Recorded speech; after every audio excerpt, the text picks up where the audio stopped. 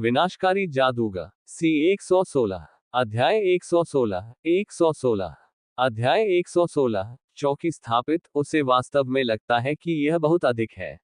लिन मोयू द्वारा निकाली गई ढाल एक आउटपोस्ट ढाल थी। न तो यह कोई सामान्य अनुभव था, न ही कोई भयावह सपना। यह वास्तव में एक हेल आउटपोस्ट शील्ड थी। ढाल पर बने जटिल पैटर्न चमकदार सुनहरी रोशनी से जगमगा रहे थे। रोशनी में बैंगनी रंग की हल्की सी झलक भी थी, जिससे उसमें विलासिता का एहसास होता था। शी शिंगोन की आंखें चौड़ी हो गईं और वह जोर जोर से हौंफने लगा, आखिरकार शांत हो गया। जूनियर लिन, तुम्हें ये ढाल कहाँ से मिली? लिन मोयू ने शांत भाव से कहा, आउटपोस्ट गार्डियन ने इसे अभी अभी गिराया है। शी शिंगोन को संदेह हुआ कि उसने सही सुना है या नहीं। जूनियर लिन, आपका मतलब है कि यह हेल डिफिकल्टी बॉस से गिरा है? लिन मोयू ने सिर हिलाया। शी शिंगोन ने आगे कहा, यह सचमुच नरक स्तर की कठिनाई है। अपनी बात पूरी करने से पहले ही लियांग यू ने उन्हें बीच में रोक दिया। तुम बुदबुदा रहे हो और ठीक से बोल भी नहीं पा रहे हो। मुझे पूछने दो। जूनियर लिन, क्या तुमने हेल डिफिकल्टी वाले आउटपोस्ट डंजन को अकेले ही पार किया? लियांग यू का प्रश्न सरल और सीधा था, जो शी शिंगोन के प्रश्न से कहीं अधिक स्पष्ट था। लिन मोयू ने धीमी आवाज में कहा, मैंने किया। ये कैसे संभव है? बिल्कुल असंभव। सभी के मन में एक जैसे विचार उत्पन्न हुए। उन्होंने नाइटमेयर डंगनों को अकेले पार करने के बारे में सुना था, लेकिन हेल डंगनों को अकेले पार करना, यह तो एक अंतर्राष्ट्रीय मजाक है। लेकिन तथ्य उनके सामने स्पष्ट थे। हेल आउटपोस्ट शील्ड नकली नहीं हो सकती थी। उन्होंने आउटपोस्ट कालकोठरी को अनगिनत बार खेला था और उन्हें सभी उपकरणों और सामग्रियों के ड्रॉप नियमों की पूरी जानकारी थी। शी शिंगोन ने हेल आउटपोस्ट शील्ड को घूरते हुए कहा, जूनियर, क्या आप मुझे ये शील्ड बेच सकते हैं? लिन मोयू ने ढाल को शी शिंगोन की ओर उछालते हुए कहा, देखो, क्या इससे कोई सेट बन सकता है? हाँ, हो सकता है। किसी भी स्तर के आउटपोस्ट उपकरण से एक सेट बनाया जा सकता है, शी शिंगोन ने ढाल को पकड़ते हुए उत्साह से कहा। फिर उसने उसे सुसज्जित किया। पल भर में प्रकाश का एक सुनहरा स्तंभ आकाश में उठा और कोहरे को छंटने लगा। वहां मौजूद दर्जनों निगाहें उस ओर खींच गईं। यह आउटपोस्ट का सेट है। किसी ने आउटपोस्ट सेट पूरा कर लिया है। अरे, ये तो वही लोग हैं, इसमें कोई हैरानी की बात नहीं। उनकी छोटी टीम लंबे समय से यहां कालकोठरी चला रही है। उनके लिए सेट पूरा करना सामान्य बात है। मैंने सुना है कि आउटपोस्ट सेट का बोनस बहुत अधिक है, कुछ प्लेटिनम उपकरणों से भी बेहतर है। ये हेल आउटपोस्ट का उपकरण है। नाइटमेयर स्तर का उपकरण केवल शीर्ष स्वर्ण स्तर के उपकरणों के बराबर है। कई लोग ईर्ष्या भरी नजरों से देख रहे थे। एक सेट को पूरा करना आसान नहीं था। हथियार, कवच, सहायक उपकरण, इन सभी को इकट्ठा करना आवश्यक था। एक्सेसरीज में ब्रेसलेट, नेकलेस, अंगूठी और झुमके शामिल थे। दूसरे शब्दों में, सेट को पूरा करने के लिए आउटपोस्ट उपकरण के कम से कम 6 टुकड़ों की आवश्यकता थी। नाइटमेयर आउटपोस्ट कालकोठरियों के लिए प्रत्येक प्रयास में अधिकतम एक उपकरण ही प्राप्त होता था। यह शायद आपके करियर के लिए उपयुक्त भी न हो, और सहायक उपकरणों के मिलने की दर हथियारों से भी कम थी। सेट को पूरा करना वाकई आसान नहीं था। शी शिंगोन ने आखिरकार आउटपोस्ट सेट पूरा कर लिया था, खासकर हेल टियर शील्ड के साथ। उसके गुणों में काफी वृद्धि हुई थी। लियांग यू की खूबसूरत आंखें चमक उठी। कैसा है? वह सेट बोनस के बारे में पूछ रही थी। शी शिंगोन ने कहा, बहुत शक्तिशाली। सभी गुण जोड़ 1000, नाइट कौशल 50% तक बढ़ गए हैं, और नुकसान आधा हो गया है। शूरवीरों के लिए नुकसान को आधा करना बेहद महत्वपूर्ण था। टीम की सुरक्षा कई गुना बढ़ जाएगी। लियांग यू की आंखें चमक उठी, तो तुम काफी मजबूत हो गए हो। शी शिंगोन ने उत्साह से कहा, वास्तव में बहुत कठिन है। अचानक उसे एहसास हुआ कि उसके शब्द कुछ अटपटे लग रहे थे। उसके सभी साथी खिलाड़ी उसे अजीब नजरों से देख रहे थे। लियांग यू को भी अपनी बातों में गलती का एहसास हुआ और वह शर्म से लाल हो गई। शी शिंगोन ने विषय बदलते हुए कहा, जूनियर लिन, इस ढाल की कीमत कितनी है? इसे मुझे बेच दो। लिन मोयू ने धीरे से कहा, बस उतना ही दे जितना आपको उचित लगे। इससे पहले लियांग यू ने कहा था कि अगर कालकोठरी से गुजरते समय उन्हें कोई सामान मिलता है तो वे उसे सस्ते में बेच देंगे। अब लिन मोयू भी उसी तरह जवाब दे रही थी। उन्होंने कोई निश्चित कीमत नहीं बताई, बल्कि शी शिंगोन को ही फैसला करने दिया। लिन मोयू को भी विश्वास था कि शी शिंगोन अनुचित कीमत नहीं देगा। स्वर्ण श्रेणी की ढालों की कीमत 200,000 से लेकर 20 लाख तक थी। सेट के लिए आवश्यक वस्तुएं और भी महंगी होती थीं। प्लेटिनम उपकरण के समान विशेषताओं वाली और एक सेट का हिस्सा होने के बावजूद हेल आउटपोस्ट शील्ड की कीमत चौंकाने वाली होगी। बेहतरीन सोने के उपकरणों से कहीं अधिक महंगा, यहां तक कि निम्न स्तरीय प्लेटिनम उपकरणों से भी अधिक महंगा। इसकी दुर्लभता को भी ध्यान में रखना आवश्यक था। नरक की कालकोठरियों से मिलने वाले उपकरण बहुत दुर्लभ थे। शी शिंगोन ने सोचा, जूनियर लिन, 10 मिलियन सोने के सिक्के कैसे रहेंगे? ये कीमत शीर्ष स्वर्ण ढालों की कीमत से 5 गुना अधिक थी। विभिन्न कारकों को ध्यान में रखते हुए ये काफी उचित कीमत थी। लिन मोयू ने अपना सिर हिलाया। शी शिंगोन चिंतित हो गया, जूनियर लिन, मेरे पास बस इतना ही सोना है। लियांग यू और अन्य लोग भी नाखुश दिखे। उनकी नजर में 10 मिलियन पहले से ही बहुत अच्छी कीमत थी। लिन मोयू ने कहा, 10 मिलियन बहुत ज्यादा है। यह तो सिर्फ सोने का उपकरण है, इसकी इतनी कीमत नहीं है। उन्हें तो वास्तव में लगता है कि यह बहुत ज्यादा है। यह अप्रत्याशित था। वे सभी लिन मोयू को अलग अलग नजरों से देखने लगे। शी शिंगोन को शर्मिंदगी महसूस हुई और उसने कहा, यह ढाल कोई साधारण सोने का उपकरण नहीं है। इसकी कीमत वाकई इतनी है। लिन मोयू ने सिर हिलाते हुए कहा, तो फिर 50 लाख कैसा रहेगा? अगर आप सहमत हैं तो हम सौदा कर सकते हैं, नहीं तो ढाल मुझे वापस कर दीजिए। शी शिंगोन के लिए वह चीज लौटाना संभव ही नहीं था जो पहले से ही उसके हाथ में थी। उन्होंने निर्णायक रूप से लिन मोयू को 50 लाख सोने के सिक्के दिए।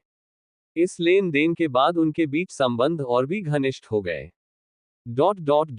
अथाह अंधकार में अचानक ज्वालाएं भड़क उठीं। ज्वालाओं से एक विशाल लाल आंख धीरे धीरे उभरी। काफी सारे कुत्ते के पिल्ले मर गए। जाकर देखो क्या हुआ। जी श्रीमान, एक और आवाज सुनाई दी। फिर विशाल आंख बंद हो गई, लपटें गायब हो गईं और सब कुछ अंधेरे में डूब गया। ... लिन मोयू ने थोड़ी और फ्रूट वाइन पी। उसकी थकान जल्दी ही दूर हो गई और वह फिर से ऊर्जावान हो गया। उसने कंकालों को बुलाने के लिए आध्यात्मिक शक्ति का इस्तेमाल नहीं किया। फिलहाल 140 कंकाल योद्धा और 70 कंकाल जादूगर काफी थे। उसे कालकोठरी में प्रवेश करने के लिए आध्यात्मिक शक्ति बचाकर रखने की जरूरत थी। भरपेट खाने पीने के बाद शी शिंगोन की टीम का डंजन कूलडाउन समाप्त हो गया। शी शिंगोन धीरे धीरे खड़ी हुई और बोली, जूनियर लिन, अब हम कालकोठरी में जा रहे हैं। शी शिंगोन ने अपना आउटपोस्ट सेट पूरा कर लिया था, लेकिन बाकी लोगों के पास अभी भी कुछ हिस्से गायब थे। उन्हें अपने सेट पूरे करने के लिए कुछ और बार दौड़ने की जरूरत थी। लिन मोयू ने सिर हिलाते हुए कहा, सावधान रहना। शी शिंगोन ने यह भी चेतावनी दी, तुम भी सावधान रहना। नरक की कठिनाई बहुत खतरनाक है। अचानक वे सभी एक ही दिशा में देखने के लिए मुड़ गए। जैसे ही 6 लोगों की एक टीम बाहर निकली, कोहरा और भी घना हो गया। टीम में जुझारू भावना झलक रही थी, जाहिर है कि वे अभी अभी एक लड़ाई जीतकर लौटे थे। प्रकट होते ही उन्होंने तुरंत सबका ध्यान अपनी ओर आकर्षित कर लिया। उन सभी छहों के पैरों के नीचे चमकती हुई आभा थी।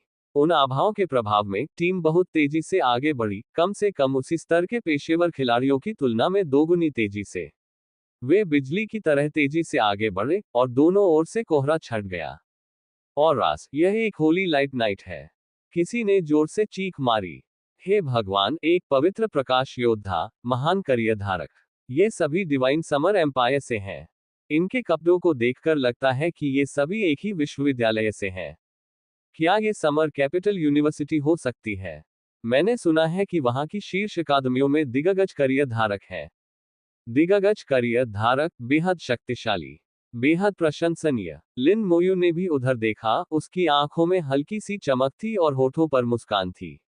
क्या संयोग है। आने वाली टीम के बीच लिन मोयू ने निंग यी को देखा। उन्हें उम्मीद नहीं थी कि उनकी मुलाकात यहां होगी। क्या गजब का संयोग है। शी शिंगोन ने धीमी आवाज में कहा, यह ज़ेंडियन विश्वविद्यालय की टीम है। ज़ेंडियन विश्वविद्यालय दिव्य ग्रीष्म साम्राज्य में काफी प्रसिद्ध था और एक शीर्ष विश्वविद्यालय भी था।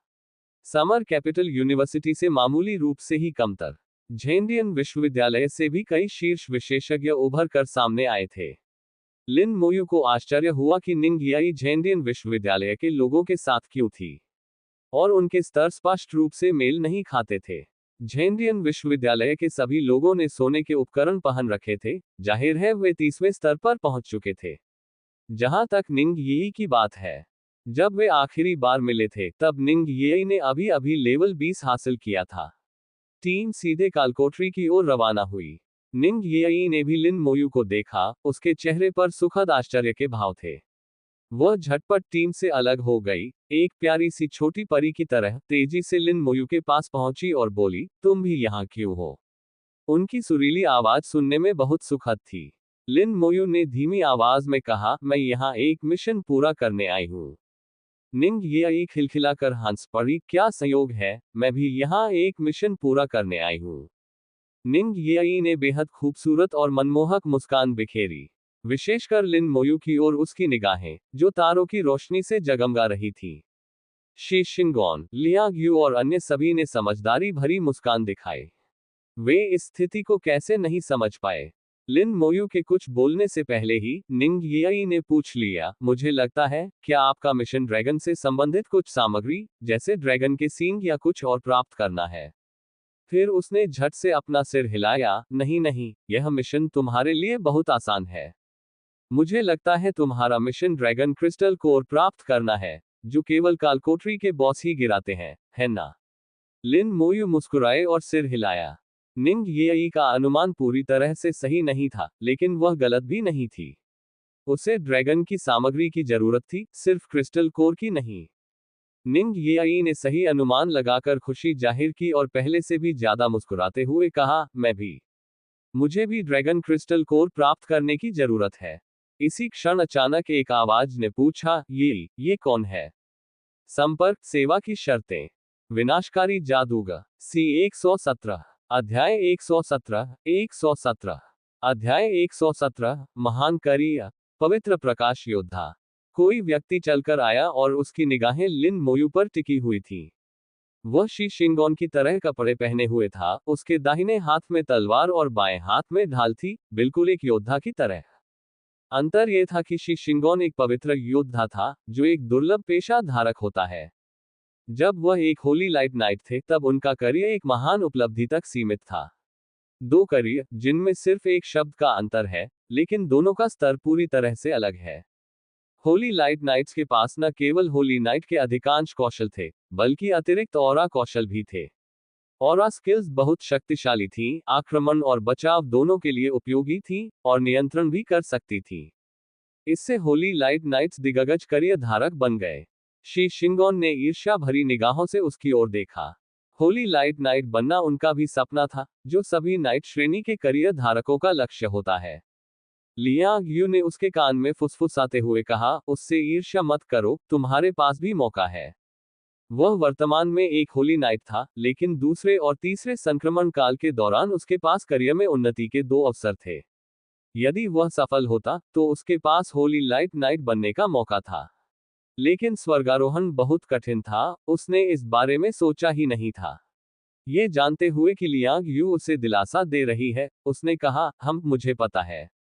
पवित्र प्रकाश योद्धा लिन मोयू के सामने आ चुका था। किसी कारणवश लिन मोयू की ओर उसकी निगाहों में थोड़ी सी सतर्कता झलक रही थी।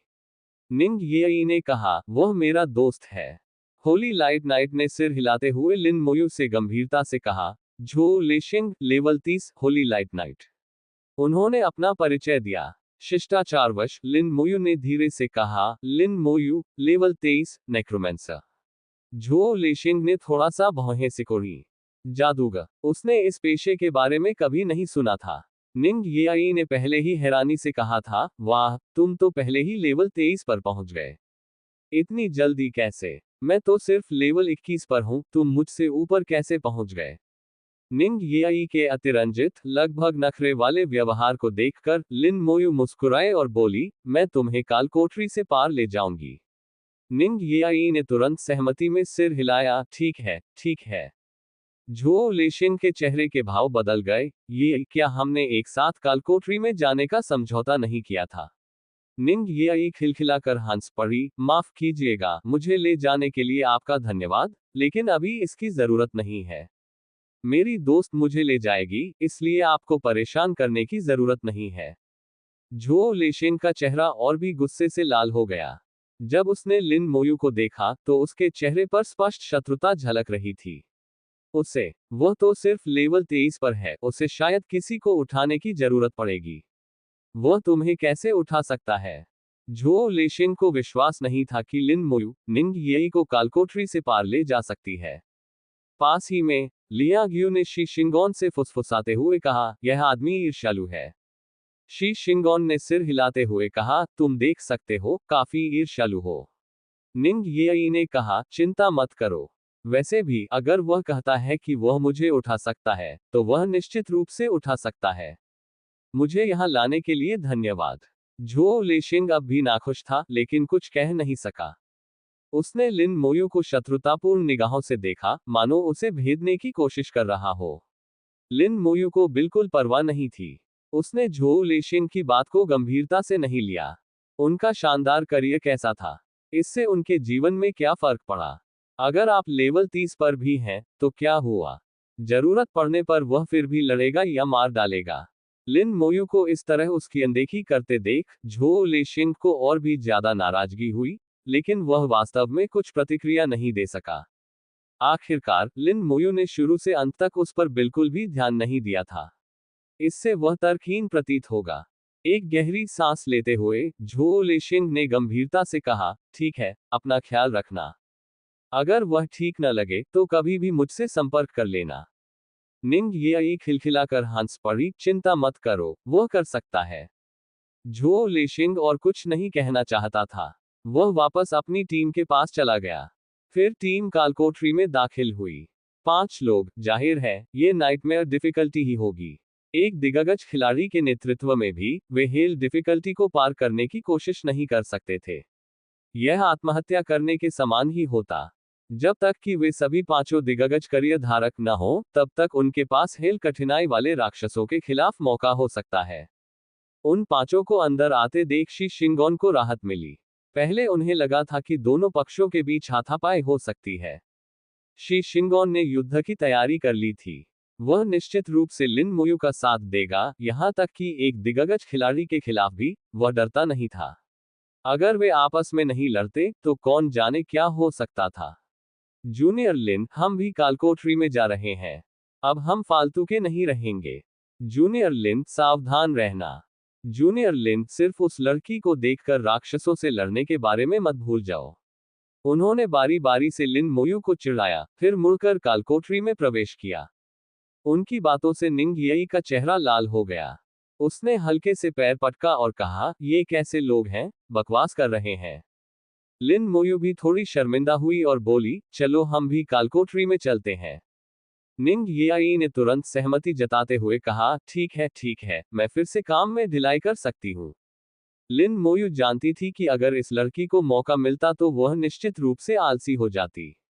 अन्यथा अपने संसाधनों के साथ वह अब तक 21वें स्तर से कहीं आगे निकल चुकी होती।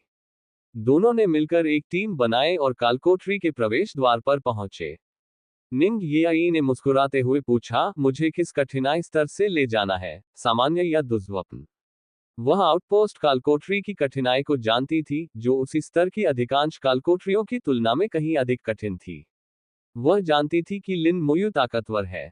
सामान्य अवस्था में तो उसे कोई दिक्कत नहीं होगी, शायद दुर्स्वप्न अवस्था में भी। जहां तक हेल डिफिकल्टी की बात है, उसने सहज रूप से इसे नजरअंदाज कर दिया, इस पर विचार भी नहीं किया। फिर निंग येई ने आगे कहा, नॉर्मल कठिनाई स्तर के लिए बॉस से क्रिस्टल कोर मिलने की संभावना बहुत कम है।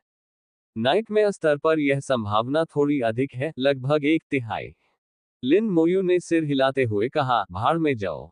है। निंग येई अचंभित रह गई, फिर तीव्र खुशी से भर उठी, सचमुच। लिन मोयू ने सिर हिलाते हुए कहा, सचमुच। वाह, क्या बात है। मैं हमेशा से हेल डिफिकल्टी देखना चाहता था। निंग येई खुशी से उछल पड़ी। उसे खतरे का जरा भी आभास नहीं हुआ। और न ही उसे ये लगता था कि लिन मोयू हेल डिफिकल्टी को पार नहीं कर सकती। उसने लिन मोयू की बातों पर विश्वास किया। चूंकि लिन मोयू ने नरक जैसी कठिनाई की बात कही है, तो कोई समस्या नहीं होनी चाहिए। लिन मोयू ने कूलडाउन हटाने के लिए कूलडाउन टेलिस्मान चार्ज का इस्तेमाल किया। ड्रैगन फ्रंटलाइन आउटपोस्ट कालकोठरी में प्रवेश करने के लिए 24 घंटे का समय निर्धारित था। वह इंतजार नहीं कर सकता था। दोनों ने हेल डिफिकल्टी लेवल चुना और कालकोठरी में प्रवेश किया। उनकी बातचीत धीमी नहीं थी। कालकोठरी के प्रवेश द्वार के पास खड़े कई लोगों ने उससे सुना। वे सभी अविश्वास भरी निगाहों से देख रहे थे। 2 लोगों के साथ हेल डंजन को पार करना, ये कैसे संभव है? हाँ, शेखी बघारने की भी एक सीमा होनी चाहिए। पिछली बार जब किसी टीम ने हेल डिफिकल्टी को पार किया था, तो क्या वह समर कैपिटल यूनिवर्सिटी की डिवाइन क्रिएशन एकेडमी से नहीं थी? मुझे भी याद है। उनमें 12 लोग थे, जिनमें 5 दिग्गज करियर धारक शामिल थे और सभी के पास शीर्ष स्वर्ण पदक के उपकरण थे। मुझे भी याद है। उन महिलाओं में से एक बहुत खूबसूरत थी और 2 तलवारें चला रही थी। ऐसा लगता था कि यह एक बेहद प्रभावशाली पेशा था। इसे ब्लेड डांसर कहते हैं। दिग्गज खिलाड़ियों के करियर में भी इसका स्थान शीर्ष पर है। दिव्य सृजन अकादमी को भी साफ करने के लिए एक पूरी टीम की जरूरत पड़ी थी। ये दोनों इसे चलाना चाहते हैं। शायद ये अंदर ही अंदर मर जाएंगे। हो सकता है कि वे सिर्फ नजारा देखने के लिए अंदर जा रहे हों और फिर तुरंत बाहर आ जाएं। समूह के लोग बातें कर रहे थे और हंस रहे थे, मानो वे लिन मोयू को खुद को मूर्ख साबित करते देखने का इंतजार कर रहे हों। इससे पहले जब लिन मोयू ने हेल डिफिकल्टी में प्रवेश किया था, तब कुछ लोग उसकी हार देखने के लिए भी तैयार थे। अब एबिस हेलहाउंड के हमले के कारण वे लोग या तो मर गए थे या किले में वापस लौट आए थे। अन्यथा वे निश्चित रूप से इस बात पर आश्चर्यचकित होंगे कि लिन मोयू इतने लंबे समय तक कालकोठरी में कैसे रही। समय बीतने के साथ साथ और भी पेशेवर लोग आते गए। हेलहाउंड की घटना मानो कभी हुई ही नहीं थी। लोग फिर से टीम के सदस्यों की तलाश करने लगे, स्टॉल लगाने लगे और आवाज लगाने लगे। कालकोठरी का प्रवेश द्वार तेजी से चहल पहल भरा होता जा रहा था। हेल डिफिकल्टी वाले डंजन में एक दमनकारी, असहज वातावरण था। सौभाग्य से वहां कोई तेज दुर्गंध नहीं थी, वरना निंगयी अपनी नाक बंद करके शिकायत कर रही होती। कालकोठरी में प्रवेश करते ही लिन मोयू ने अचानक हल्के से अपना सिर पटका और कहा, मैं भूल गया था। निंगयी ने उत्सुकता से पूछा, क्या भूल गई? लिन मोयू ने कहा, मैं आपको कुछ देना भूल गई थी। काम खत्म होने के बाद मैं आपको दे दूंगी। कालकोठरी में प्रवेश करने के बाद भंडारण स्थान सील कर दिए गए थे। कुछ भी बाहर नहीं निकाला जा सकता था। लिन मोयू ने मूल रूप से निंगयी को हेल आउटपोस्ट डैगर देने की योजना बनाई थी, लेकिन अंदर प्रवेश करने के बाद ही उसे याद आया। लेकिन इससे कोई फर्क नहीं पड़ता था। वैसे भी निंगयी अभी केवल 21वें स्तर पर थी, 30वें स्तर से अभी बहुत दूर थी। काम खत्म होने के बाद उसे देना भी ठीक था। निंगयी खिलखिलाकर हंस पड़ी, तो फिर कोई जल्दी नहीं है। काम खत्म होने के बाद मुझे दे देना। मैं देखना चाहती हूं कि यह कितनी अच्छी चीज है। ठीक है। एक साथ 140 कंकाल योद्धा और 70 कंकाल जादूगर प्रकट हुए। लिन मोयू ने स्वयं और निंगयी पर अस्थि कवच का प्रयोग भी किया। निंगयी ने अपने ऊपर मौजूद अस्थि कवच को आश्चर्य से देखा और पूछा, क्या ये कोई रक्षात्मक कौशल है जिसका प्रयोग तुमने मुझ पर किया है? लिन मोयू ने सिर हिलाते हुए कहा, इस तरह से यह ज्यादा सुरक्षित है। हे, तुम कितने अच्छे हो। निंगयी बेहद खुश थी और एक परी की तरह मुस्कुरा रही थी। दूसरी बार कालकोठरी में प्रवेश करने पर लिन मोयू ने फिर से राक्षसों को नहीं बुलाया। उन्होंने व्यापक प्रभाव डालने वाले स्लोकर्स का भी इस्तेमाल नहीं किया, बल्कि राक्षसों को थोड़ा थोड़ा करके खत्म करने का विकल्प चुना। कालकोठरी में मौजूद ड्रैगन राक्षसों में से हथियारों को छोड़कर सभी के पास नियंत्रण कौशल थे। सामूहिक संहार के लिए राक्षसों को खींच लाना न केवल खतरनाक था, बल्कि अधिक कारगर भी नहीं था। धीरे धीरे करके उन्हें खत्म करना बेहतर था। लेवल बढ़ने के बाद कंकाल योद्धाओं और जादूगरों की विशेषताएं फिर से मजबूत हो गईं। उनकी आक्रमण क्षमता पहले से भी अधिक थी, और लिन मोयू को पहले से ही अनुभव था, इसलिए उसने अधिक कुशलता से लड़ाई लड़ी। पलक झपकते ही उन्होंने रास्ते में मौजूद 3 ड्रैगन स्पीयरमैन को खदेड़ दिया। फिर कंकाल बाईं ओर स्थित छोटे से जंगल में प्रवेश कर गए और उसे पूरी तरह से साफ करने लगे। निंगयी ने चमकती आंखों से देखा, ये तो बहुत आसान लगता है। लिन मोयू मुस्कुराए और बोली, ये वाकई मुश्किल नहीं है। निंगयी ने जीभ बाहर निकालते हुए कहा, तुम्हारे लिए तो यह मुश्किल नहीं है, लेकिन दूसरों के लिए ये स्वर्ग चढ़ने जितना कठिन है। यहाँ तक कि नाइटमेयर डंजन को पार करना भी जीवन मरण का संघर्ष है। यह इतना आसान कैसे हो सकता है? इस महिला की नजरें बहुत तेज हैं। अब से मैं तुम्हारे साथ आगे बढ़ने के लिए तुम्हारा अनुसरण करूंगा। तुम मेरे साथ टीम बनाने से इनकार नहीं कर सकते। लिन मोयू ने सिर हिलाते हुए कहा, मैं नहीं करूंगा। संपर्क सेवा की शर्तें। विनाशकारी जादूगर। सी 118। अध्याय 118। 118। अध्याय 118। पुरुष और महिलाएं साथ मिलकर काम करते हैं, काम थकाने वाला नहीं होता। निंग येई की स्पष्ट हंसी कालकोठरी में गूंज उठी। इसने हेल डिफिकल्टी डंजन के दमनकारी वातावरण को काफी हद तक कम कर दिया। लिन मोयू ज्यादा नहीं बोलती थी, वह ज्यादातर निंग येई की बातें सुनती रहती थी।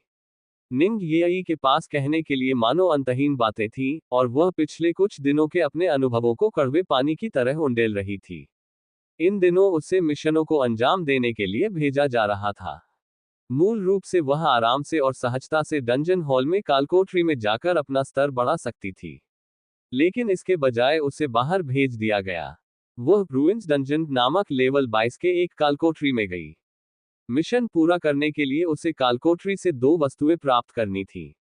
एक उपलब्धि नॉर्मल डिफिकल्टी लेवल पर अकेले खेलते हुए प्राप्त हुई। दूसरा लक्ष्य दूसरों के साथ मिलकर नाइटमेयर डिफिकल्टी लेवल को पूरा करने से प्राप्त हुआ।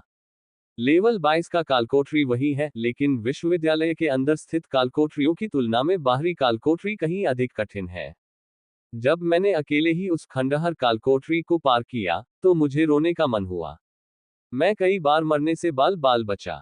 बाद में जब मैंने दूसरों के साथ टीम बनाई, तो उस टीम में किस तरह के लोग थे। उनका सामान बहुत घटिया था।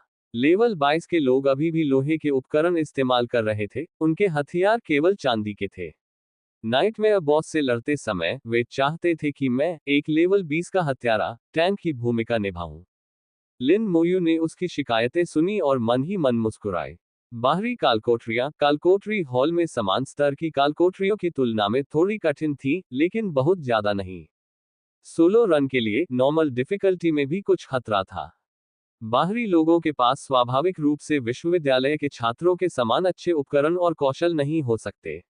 असमान उपकरणों और कौशल के साथ लड़ाई निश्चित रूप से बहुत कठिन थी। हालांकि लिन मोयू को हंसी आ रही थी, लेकिन वह थोड़ी चिंतित भी थी। निंग येई ने कहा, लेकिन यह महिला कमाल की है। मैंने पहला मिशन सफलतापूर्वक पूरा किया और इनाम हासिल किया। उसने अपना सफेद सुंदर हाथ उठाया और लिन मोयू के सामने लहराया, मानो उसे इस पर गर्व हो रहा हो। उसकी उंगली में लाल रत्न जड़ी अंगूठी थी। वह रत्न ज्वाला की तरह चमकदार था। लिन मोयू ने एक नजर में ही पहचान लिया कि यह रत्न गोबलिन राजा का क्रिस्टल कोर था। इसलिए ये कहने की जरूरत नहीं है कि निंग येई की अंगूठी ही सबसे बेहतरीन एक्सेसरी गोबलिन किंग रिंग होनी चाहिए। लेवल 40 से नीचे के सर्वश्रेष्ठ एक्सेसरी के रूप में जाना जाता है। अंगूठी ने बहुत अधिक गुण नहीं जोड़े, केवल सभी गुणों में जोड़े एक शून्य की वृद्धि हुई, जो न के बराबर ध्यान देने योग्य थी। सबसे महत्वपूर्ण बात यह थी कि इससे सभी कौशल का स्तर एक बढ़ गया, जो कि अद्भुत था। कई पेशों में जब स्तर और कौशल अपनी सीमा तक पहुंच जाते हैं, उपकरणों के माध्यम से कौशल स्तर को कुछ और स्तरों तक बढ़ाने में सक्षम होने से युद्ध शक्ति में अभूतपूर्व परिवर्तन आएगा। सुंदर है ना? निंग येई खिलखिलाकर हंस पड़ी। लिन मोयू मुस्कुराए और बोली, बहुत सुंदर। बॉस के सहायक उपकरण बनाना आसान नहीं था। मुख्य सामग्री के अलावा कई सहायक सामग्रियों की भी आवश्यकता थी। आपको एक ऐसे रसायनज्ञ को भी ढूंढना होगा जो उस सहायक उपकरण को बना सके। कई लोगों को मुख्य सामग्री संयोगवश मिल गई, लेकिन उन्होंने सहायक सामग्री और एक रसायनज्ञ की खोज में 1 साल या उससे अधिक समय बिताया। लिन मोयू ये देखकर हैरान रह गई कि निंग येई इतनी जल्दी गोबलिन किंग रिंग कैसे बना सकती है। इससे पता चलता है कि उसका पारिवारिक इतिहास असाधारण था। इससे वह अनुमान लगा सकता था कि निंग येई द्वारा किए गए विभिन्न मिशन वास्तव में उसके परिवार द्वारा उसे दिया गया प्रशिक्षण था। ठीक वैसे ही जैसे बाय युवान ने उसे यहां मिशन पर भेजा था, वही सिद्धांत लागू होता है। इस तरह सोचने पर सब कुछ समझ में आ गया। लिन मोयू ये जानने के लिए उत्सुक था कि क्या बॉस एक्सेसरी द्वारा सभी कौशलों में जोड़ा गया जोड़ एक उसके निष्क्रिय कौशल और प्रतिभा कौशल को प्रभावित करेगा। दुर्भाग्यवश वह कोशिश नहीं कर सका। बॉस के सामान खास थे, आत्मा से जुड़े हुए थे। इस अंगूठी का इस्तेमाल निंग येई के अलावा कोई और नहीं कर सकता था। अगर वह कोशिश करना चाहता है, तो लिन मोयू को अपना खुद का बॉस एक्सेसरी प्राप्त करने का कोई तरीका ढूंढना होगा। बॉस के सहायक उपकरणों के अलावा कुछ पौराणिक उपकरणों में कौशल बढ़ाने वाले गुण भी होने की बात कही जाती थी। लिन मोयू ने पूछा, क्या दूसरा मिशन यहीं आने वाला है? निंग येई ने सिर हिलाते हुए कहा, हाँ, बूढ़े आदमी की जरूरतें बहुत ज्यादा हैं। उन्हें एक ड्रैगन क्रिस्टल कोर चाहिए। वे चाहते हैं कि मैं 25वें स्तर तक पहुंचूं और कम से कम एक सितारा सिपाही बनूं। निंग येई के कंधे पर एक सैन्य बैज भी था। बैज पूरी तरह से खाली था, उस पर कुछ भी नहीं था। निंग येई अपने पंजों पर खड़ी होकर लिन मोयू के कंधे पर लगा सैन्य बैज देखने लगी। ओह, आप तो पहले से ही 2 सितारे पा चुके हैं। लिन मोयू ने सिर हिलाते हुए कहा, कुछ रसातल के नरक के कुत्तों को मार डाला। निंग येई ने धीमी आवाज में कहा, यहां आते समय हमें रसातल के नरक के कुत्तों का एक झुंड भी मिला। यह मिशन बहुत ही परेशान करने वाला है। न केवल सामग्री, बल्कि स्तर और सैन्य रैंक की आवश्यकताएं भी। क्या आप मिशन में मेरी मदद करेंगे? लिन मोयू ने मना नहीं किया, ठीक है। पुरुष और महिलाएं साथ मिलकर काम करें तो काम थकाने वाला नहीं होता। कई घंटे पलक झपकते ही बीत गए। वे किले की नींव तक पहुंच गए थे। किले के बाहर मौजूद सभी राक्षसों को हटा दिया गया था। फिर लिन मोयू ने कुशलतापूर्वक किले के अंदर मौजूद राक्षसों को बाहर निकाला और उन्हें तुरंत खत्म कर दिया। उन दोनों का अनुभव तेजी से बढ़ रहा था। जब किले की दीवारों पर तैनात सभी जादूगर और तीरंदाजों को हटा दिया गया, लिन मोयू का अनुभव 40% तक पहुंच गया था। निंग येई अपने करियर के उच्च स्तर पर पहुंचने की खुशी से घिरी हुई थी। अरे वाह, लेवल 22 तक पहुंच गए। कितनी जल्दी! निंग येई की खूबसूरत आंखें चमक उठी, और उसकी मुस्कान फूलों की तरह खूबसूरत थी। मरमेड आइलैंड पर भी ऐसा ही था। तुम्हारे साथ डंगोन खेलना बहुत बढ़िया है। मैं बहुत आसानी से लेवल अप कर सकता हूँ। जब मैं दूसरों के साथ मिलकर कालकोठरी में जाता हूँ तो ये बहुत थका देने वाला और खतरनाक भी होता है। निंग येई पहले ही लिन मोयू से जुड़ चुकी थी। दरअसल पहली मुलाकात से ही वह उससे मोहित हो गई थी। किले में प्रवेश करते ही कंकालों ने लिन मोयू और निंग येई को घेर लिया। मेरे अंदर अदृश्य राक्षस हैं, लिन मोयू ने धीरे से कहा। निंग येई ने चीख मारी। उसकी पहले से ही खूबसूरत आंखें अब प्रकाश से चमक उठी। फिर उसने एक दिशा की ओर इशारा करते हुए कहा, वहां, कोने में। उसके निर्देशानुसार कंकाल जादूगरों की क्षेत्रीय क्षमताओं को दूसरी ओर फेंक दिया गया। छिपकर छिपे हुए ड्रैगन हत्यारे तुरंत ही सामने आ गए। छुपकर हमला करने की क्षमता के बिना ड्रैगन हत्यारे कमजोर थे। उनकी कमजोर शारीरिक बनावट के कारण उन्हें आसानी से मार दिया गया। निंग येई खिलखिलाकर हंस पड़ी, मेरी कुशलता से मैं छुपकर की गई गतिविधियों को भी भांप सकती हूँ। हथियारों में स्वाभाविक रूप से छुपने का कौशल होता था, और वे छुपने का पता भी लगा सकते थे। ये कौशल जादूगरों की मेज आय के समान था, या तीरंदाजों की चील जैसी नजर। उन सभी में छुपकर पता लगाने की क्षमता थी। तुलनात्मक रूप से हथियारों में ये क्षमता अधिक मजबूत होती थी, क्योंकि यह उनकी विशेषता थी। निंग येई ने दिशा बताने के लिए अपनी कुशलता का इस्तेमाल किया। ड्रैगन हत्यारों को एक एक करके खोजा गया और तुरंत ही उन्हें खत्म कर दिया गया। मूल रूप से इन राक्षसों को खत्म करने के लिए कंकाल योद्धाओं को चारे के रूप में इस्तेमाल करना आवश्यक था, हालांकि इसके बदले में उन्हें घायल होना पड़ता था। इस बार उन्होंने पहल की, जिससे काम काफी आसान हो गया। सभी छोटे राक्षसों को हटा दिया गया, केवल बॉस ही बचा था। ड्रैगन गार्जियन की प्रतिमा वहां खड़ी थी, भयावह और राजसी। लिन मोयू ने अपने और निंग येई पर अस्थि कवच को पुनः धारण करते हुए धीरे से कहा, जाओ दीवार पर खड़े हो जाओ, मेरे पास मत आना।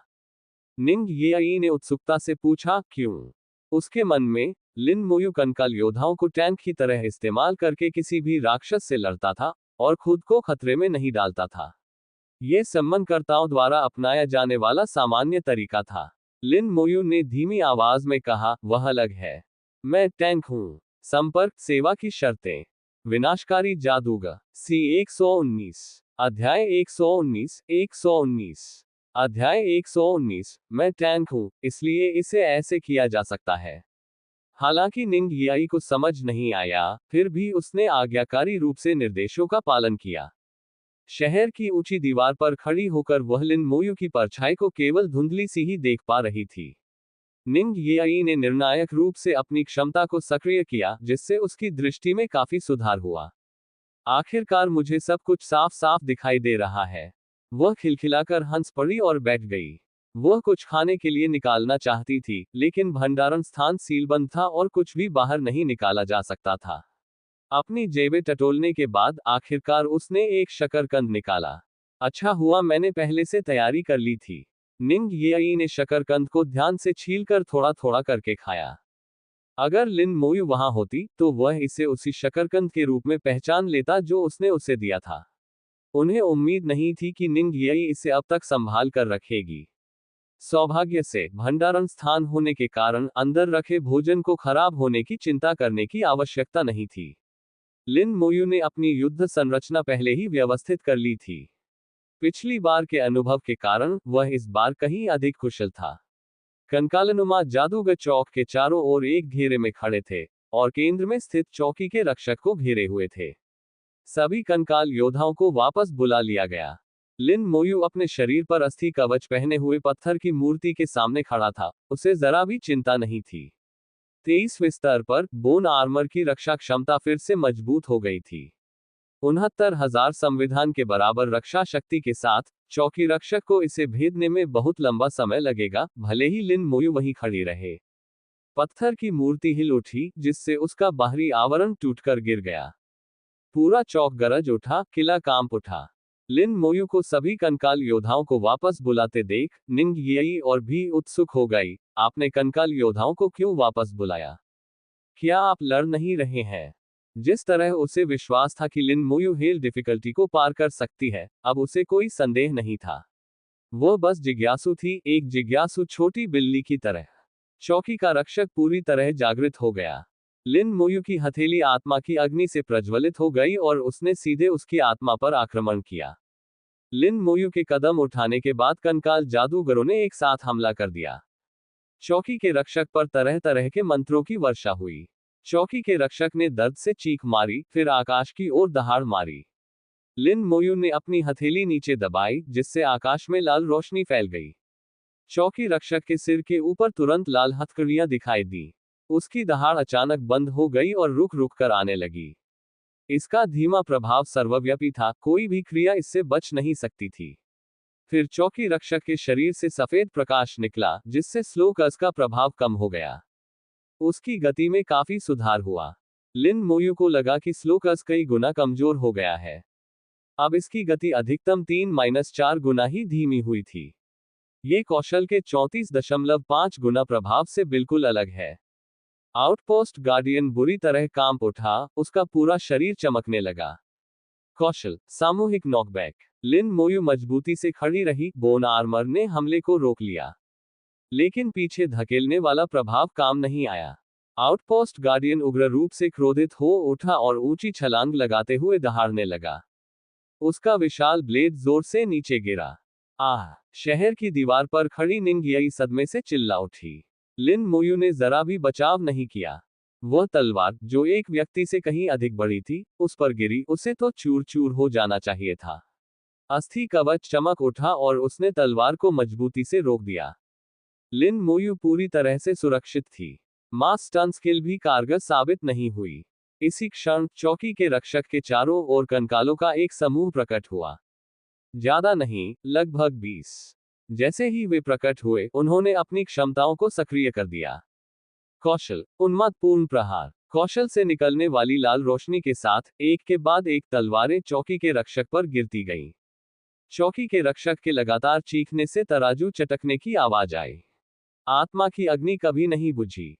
लिन मोयू की वर्तमान में सबसे शक्तिशाली एकल लक्ष्य क्षति पहुंचाने वाली क्षमता के रूप में सोल फायर ने उसे कभी निराश नहीं किया। इसका नुकसान कंकाल जादूगरों के कौशल से भी कहीं अधिक था। अपनी क्षमताओं को सक्रिय करने के बाद कंकाल योद्धाओं ने एक के बाद एक तलवारों से उन्मत्त होकर हमला करना शुरू कर दिया। 10 सेकंड बाद आउटपोस्ट गार्डियन के कौशल का कूलडाउन खत्म हो गया और उसने उन्हें फिर से सक्रिय कर दिया। जैसे ही लिन मोयू ने अपनी क्षमताओं को सक्रिय किया, उसने सभी कंकाल योद्धाओं को वापस बुला लिया। जैसे ही उनकी क्षमताएं समाप्त हुई, कंकाल योद्धाओं का एक और समूह प्रकट हो गया। साथ ही 20 नए बैच के भी हैं। एक नया बैच जिसने अभी तक अपने कौशल का उपयोग नहीं किया था। उन्होंने अपनी क्षमताओं को भी सक्रिय किया, जिससे भारी नुकसान हुआ। जब चौकी के रक्षक ने दोबारा अपनी क्षमताओं का इस्तेमाल किया, तो वे सभी गायब हो गए। निंग येई स्तब्ध रह गई। तो इस तरह से बॉस से लड़ा जा सकता था। तो जादूगर भी टैंक बन सकते हैं। तो बुलाने की प्रक्रिया इतनी लचीली हो सकती है। इसलिए इस अस्थि कवच में इतनी मजबूत रक्षा क्षमता थी।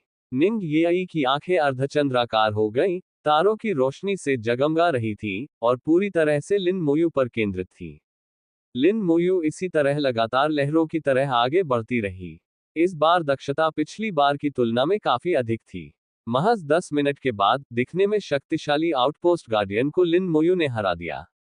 यह अनिच्छा से जमीन पर गिर गया। चौकी के रक्षक को मार गिराया। अनुभव जोड़ 1,650,000।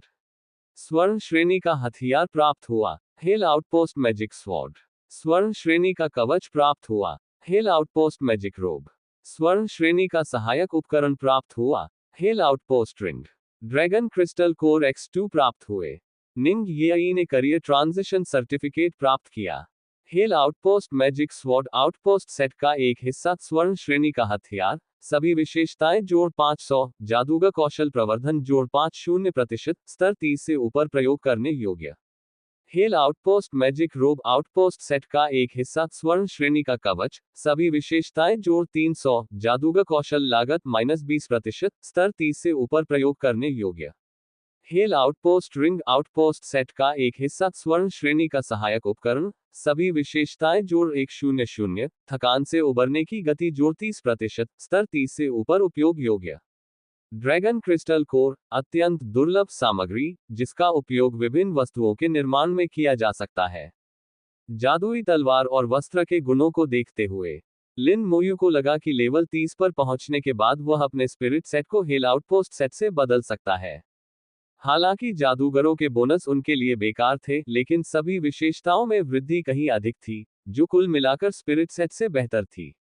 निंग येई पलक झपकते ही शहर की दीवार से नीचे कूद गई, तेजी से लिन मोयू की ओर दौड़ी और उसे कसकर गले लगा लिया।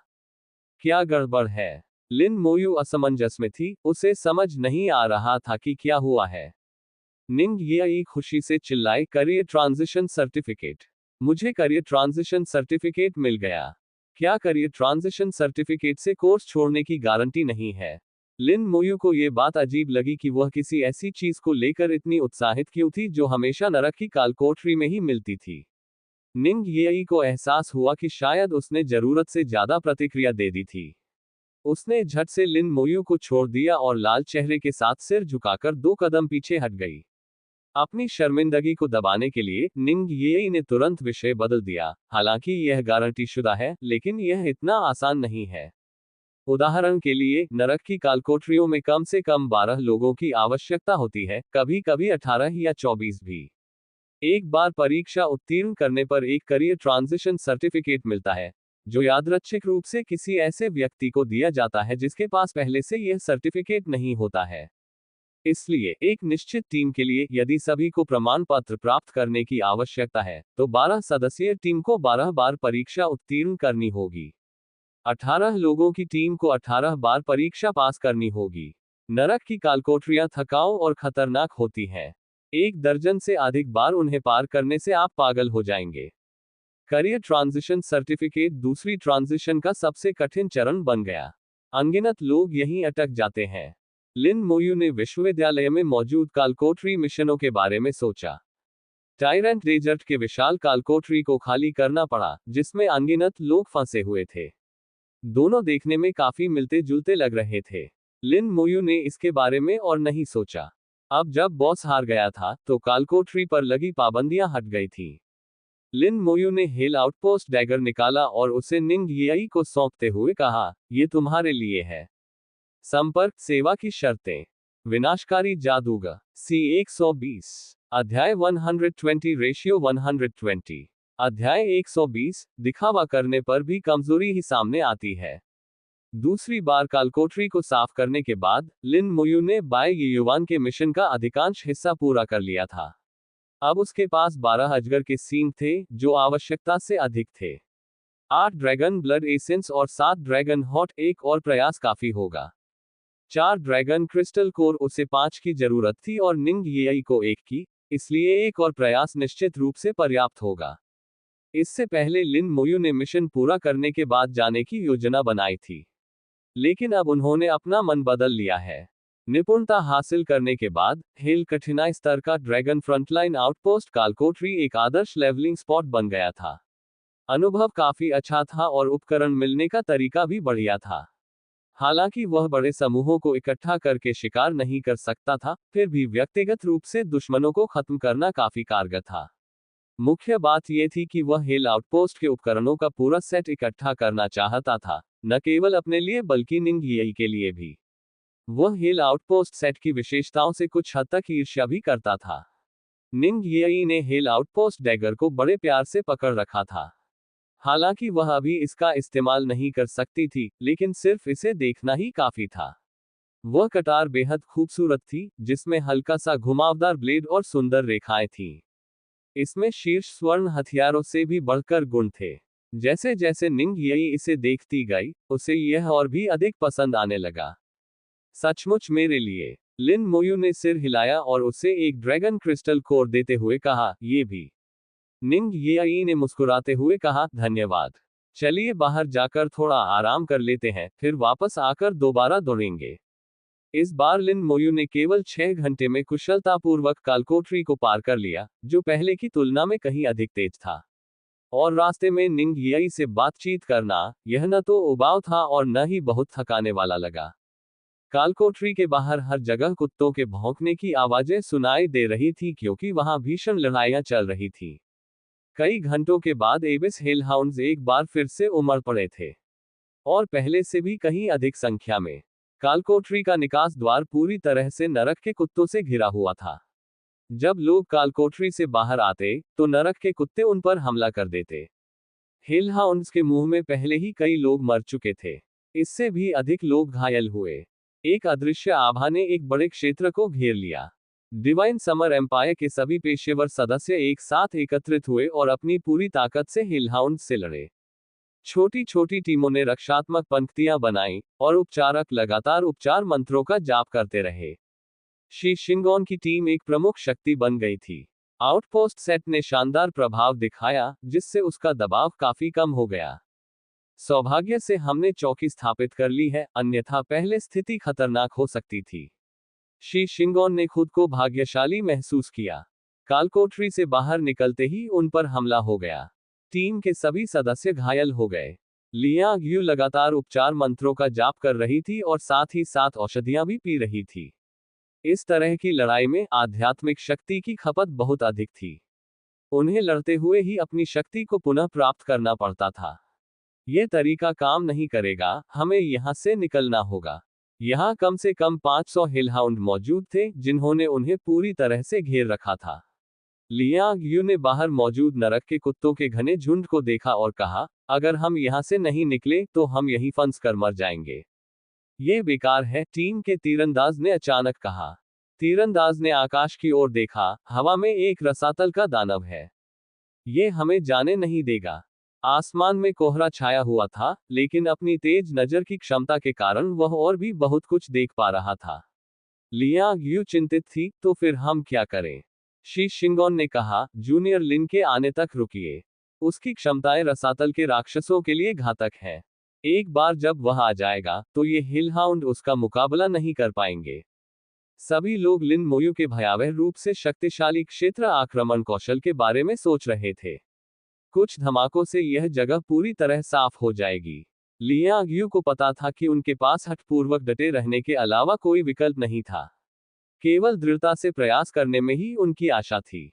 हिलहाउंड्स कुछ खास नहीं थे, असली बात तो आकाश में मौजूद रसातल का दानव था। यही बात उनके लिए सिरदर्द का कारण थी। इसी क्षण कालकोठरी के प्रवेश द्वार पर एक तेज रोशनी चमकी और कोई दूसरा व्यक्ति बाहर आया। आकाश में विराजमान रसातल के दानव ने अपनी ठंडी निगाहें घुमाई, थोड़ा निराश होकर बोला, ये नहीं, मेरे बच्चों की कोई गंध नहीं। तो फिर इन्हें खा ही लो। कालकोठरी से लोग अभी टेलीपोर्ट करके बाहर निकलना पूरा भी नहीं कर पाए थे कि तभी हिलहाउंड्स ने उन पर झपट्टा मारा और बेतहाशा काटने लगे। तुरंत ही चीख पुकार मच गई।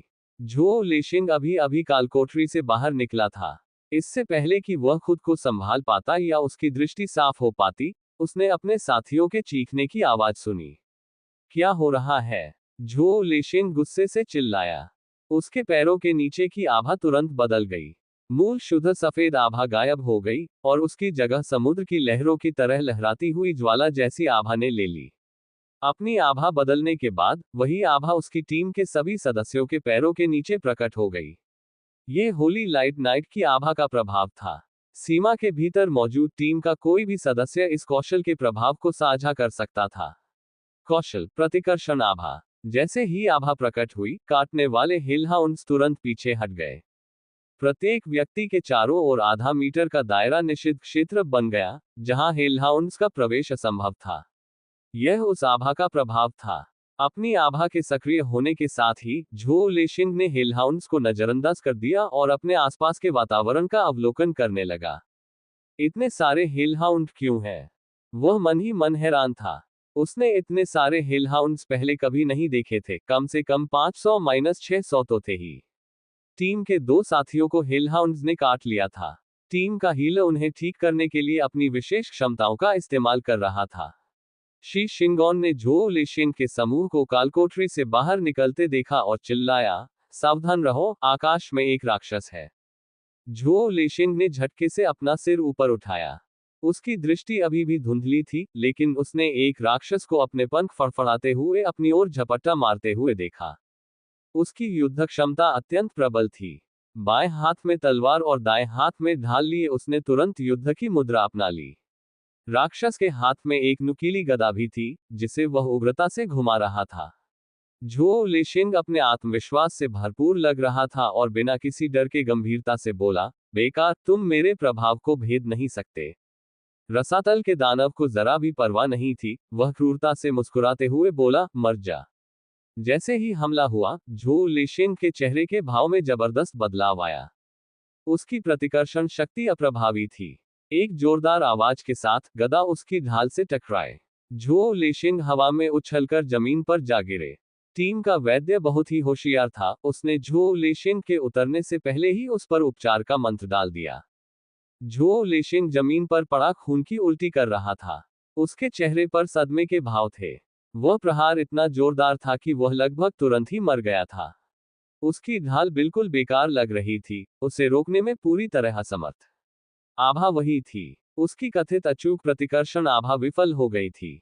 शी शिंगोन ने अपना सिर ढांकते हुए कहा, इतना बहादुर बनने का दिखावा करने पर भी असल में तुम एक कमजोर निकले।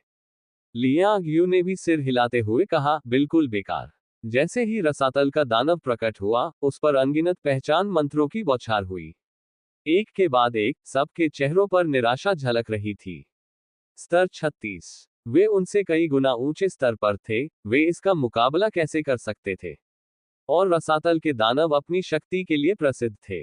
समान स्तर के लोगों से लड़ना भी मुश्किल था, इतने उच्च स्तर के लोगों से लड़ना तो दूर की बात है। शी शिंगोन ने भी डिक्टेशन का इस्तेमाल करते हुए बुदबुदाया, हम मुसीबत में हैं। अब मुझे उम्मीद है कि जूनियर लिन बाहर नहीं आएगा। उनके जाने का इंतजार करो, फिर बाहर आना। रसातल के दानव ने अपने पंख फड़फड़ाए और हवा में मंडराने लगा। उसकी आवाज ठंडी और रक्तपिपासु थी। तस्क तस्क, एक पवित्र प्रकाश योद्धा, महान करियर धारक। होली लाइट नाइट को मारना कितना बड़ा लाभ है। इसी समय झो लेशिंग की टीम के किसी सदस्य ने एक वस्तु निकाली और उसे सक्रिय कर दिया। प्रकाश की एक किरण आकाश में उठी और जोरदार विस्फोट हुआ। यह इतना चमकीला था कि इसे सैकड़ों मील दूर से देखा जा सकता था। हमने संकट का संकेत भेज दिया है। सब लोग धैर्य रखें, मदद जल्द ही आएगी, झो लेशिंग ने जोर से चिल्लाकर कहा। रसातल के दानव ने हंसते हुए कहा, बहुत देर हो चुकी है। किसी और के बाहर आने पर कालकोठरी का प्रवेश द्वार रोशन हो उठा। संपर्क सेवा की शर्तें।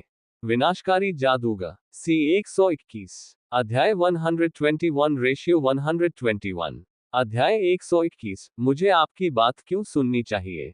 हवा में चक्कर लगा रहा रसातल दानव अचानक रुक गया, उसका ध्यान झो लेशिंग से हटकर कहीं और चला गया। तुम ही हो, तुमने मेरे बच्चों को मार डाला। मैं तुम्हारे टुकड़े टुकड़े कर दूंगा।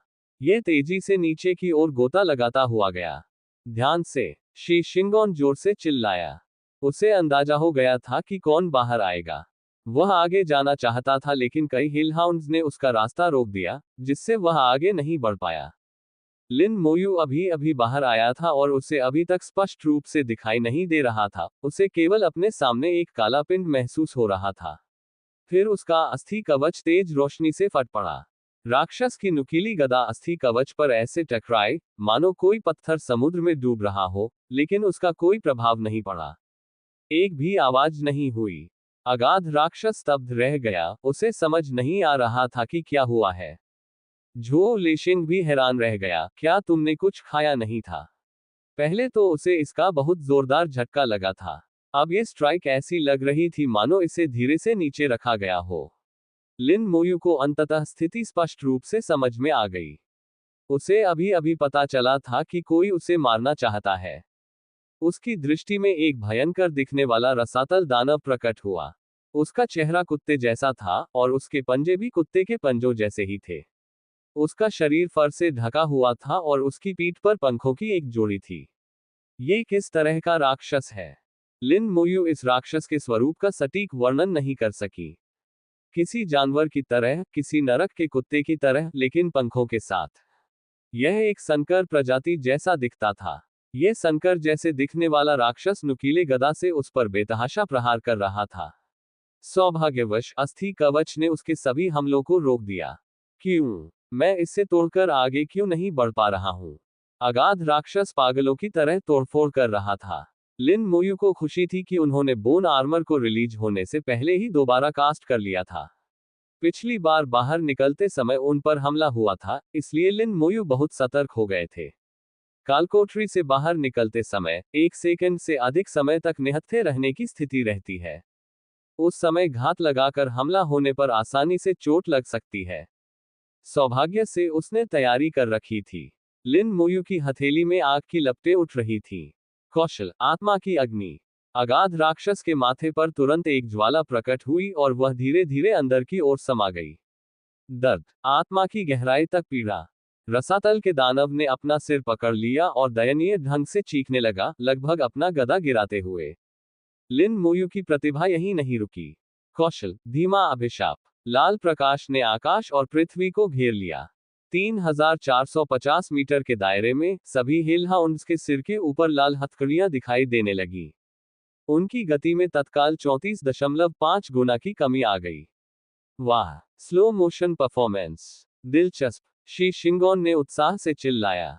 इस स्थिति में उन्हें अब किसी भी तरह का खतरा नहीं था। यहां तक कि रसातल के दानव की चीखें भी धीमी पड़ गईं, मानो लंबी खींच रही हो। शाप आज। उसने अपना सिर उठाकर लिन मोयू को देखा, जो दयनीय रूप से धीमी गति से चल रही थी।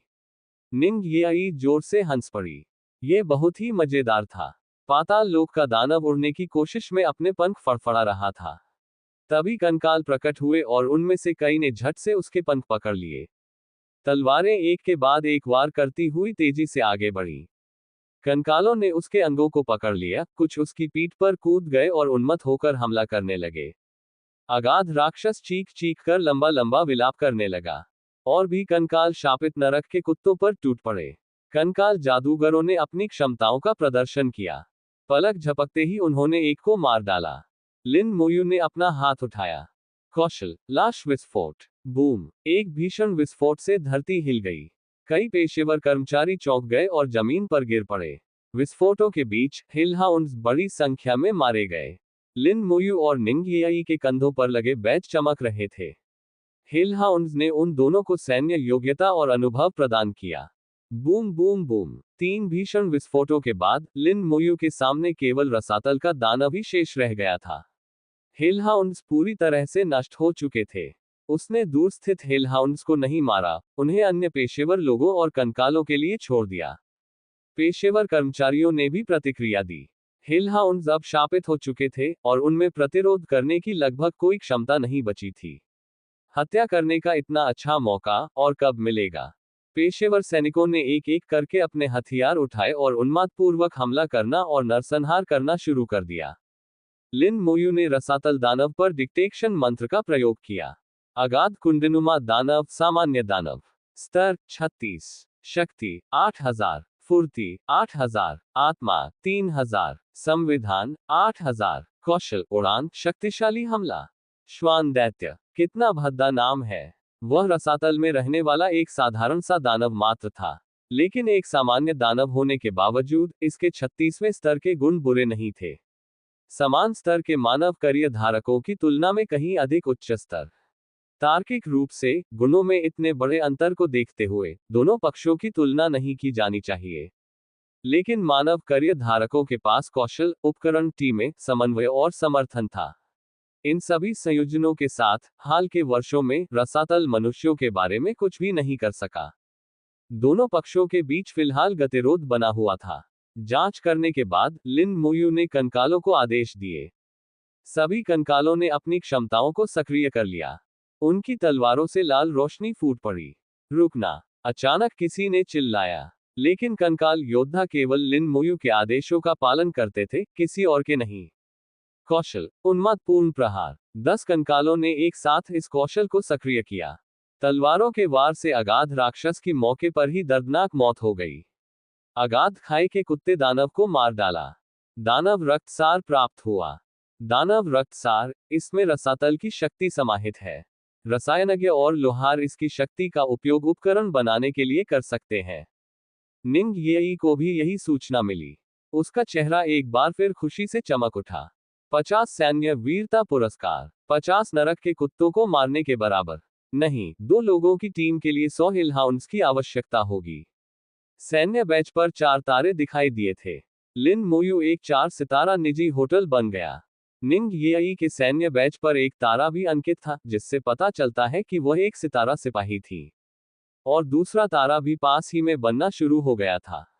झो लेशेन का चेहरा गुस्से से लाल हो गया और वह जोर से चिल्लाया, मैंने तुम्हें रुकने के लिए कहा था, क्या तुमने मुझे सुना नहीं? उनका लहजा बहुत ही असभ्य था, पूछताछ जैसा, और आदेश देने का भाव भी झलक रहा था। लिन मोयू ने थोड़ा भौहें चढ़ाते हुए कहा, मुझे तुम्हारी बात क्यों सुननी चाहिए? जैसे ही लिन मोयू का मिजाज बदला, आसपास के सभी कंकाल झो लेशेन की ओर देखने लगे। कंकाल जादूगरों की क्षमताओं ने भी तुरंत झो लेशेन को निशाना बनाया। पल भर में झो लेशेन अनगिनत जानलेवा इरादों से घिर गया। झो लेशेन के साथियों ने तुरंत प्रतिक्रिया दी, लेकिन अधिक कंकाल योद्धाओं और जादूगरों ने उन्हें निशाना बनाया, जिससे वे हिलने की हिम्मत नहीं कर पाए। झो लेशेन को अंततः एहसास हुआ कि लिन मोयू दूसरों से अलग थी। बस ये देखकर अच्छा लगा कि उन कंकालों ने हिलहाउंड्स को तरबूज काटने की तरह मार डाला, और रसातल के दानव को बिना किसी खास प्रयास के घेर कर मार डाला। वह स्पष्ट रूप से अपनी अपेक्षा से कहीं अधिक बलवान था। झो लेशेन को पसीना आने लगा, लेकिन वह अपनी इज्जत खोना नहीं चाहता था, इसलिए उसने जोर देकर कहा, मेरा मतलब था, आप इसे पूछताछ के लिए जीवित रख सकते थे, ताकि रसातल के बारे में जानकारी मिल सके। लिन मोयू ने सिर हिलाते हुए कहा, मैं पूछना नहीं चाहता। इस जवाब ने झो लेशेन को अवाक कर दिया। उसे एक पल के लिए समझ नहीं आया कि क्या कहे। कुछ देर के गतिरोध के बाद कंकाल तुरंत गायब हो गए। ऐसा दोबारा न होने देना। ये कहने के बाद लिन मोयू ने निंग येई को अपने साथ खींचा और शी शिंगोन के समूह की ओर चल पड़ी। लिन मोयू ने निंग येई का छोटा हाथ पकड़ रखा था। उसका चेहरा शर्म से लाल हो गया, उसे थोड़ी शर्मिंदगी महसूस हुई, लेकिन उसने अपना हाथ नहीं छुड़ाया। संपर्क सेवा की शर्तें। विनाशकारी जादूगर सी 122 अध्याय 122 122 अध्याय 122 मुझ पर दाग कैसे लग सकता है? लिन मोयू के जाने के बाद झो लेशिंग और उसके समूह ने आखिरकार राहत की सांस ली। उन्हें ऐसा महसूस हो रहा था जैसे उनकी गर्दन पर चाकू रखा हो, लगभग उन्हें लग रहा था कि वे मरने वाले हैं। अब उनके मन में केवल एक ही भावना थी, लिन मोयू बहुत ही भयानक थी।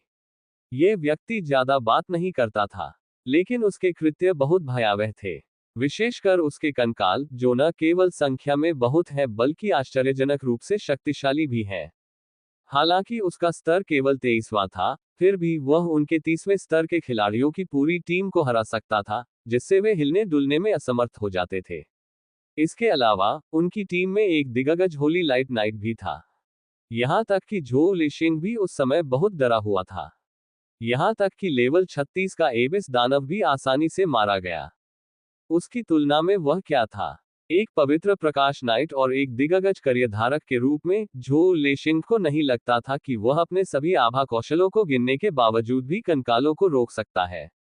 आत्मसमर्पण करना और जीवित रहना उसकी सहज प्रतिक्रियाएं थीं। लेकिन आत्मसमर्पण करते हुए झो लेशिंग को अपमानित भी महसूस हुआ। एक शक्तिशाली, दिग्गज करियधारक, पूर्ण स्वर्ण साजो सामान से लैस एक लेवल 30 होली लाइट नाइट एक लेवल 23 के नौजवान से डरता है।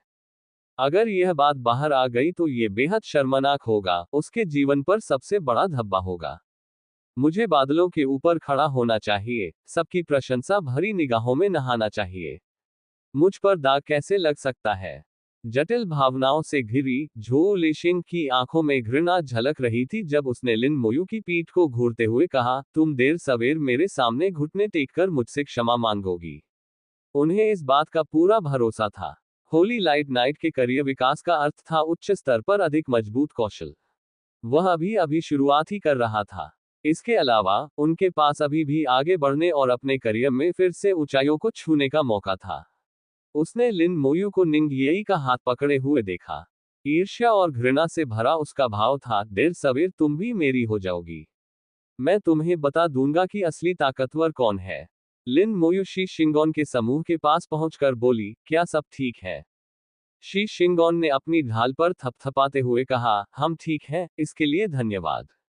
आउटपोस्ट सेट का बूस्ट बहुत शक्तिशाली था।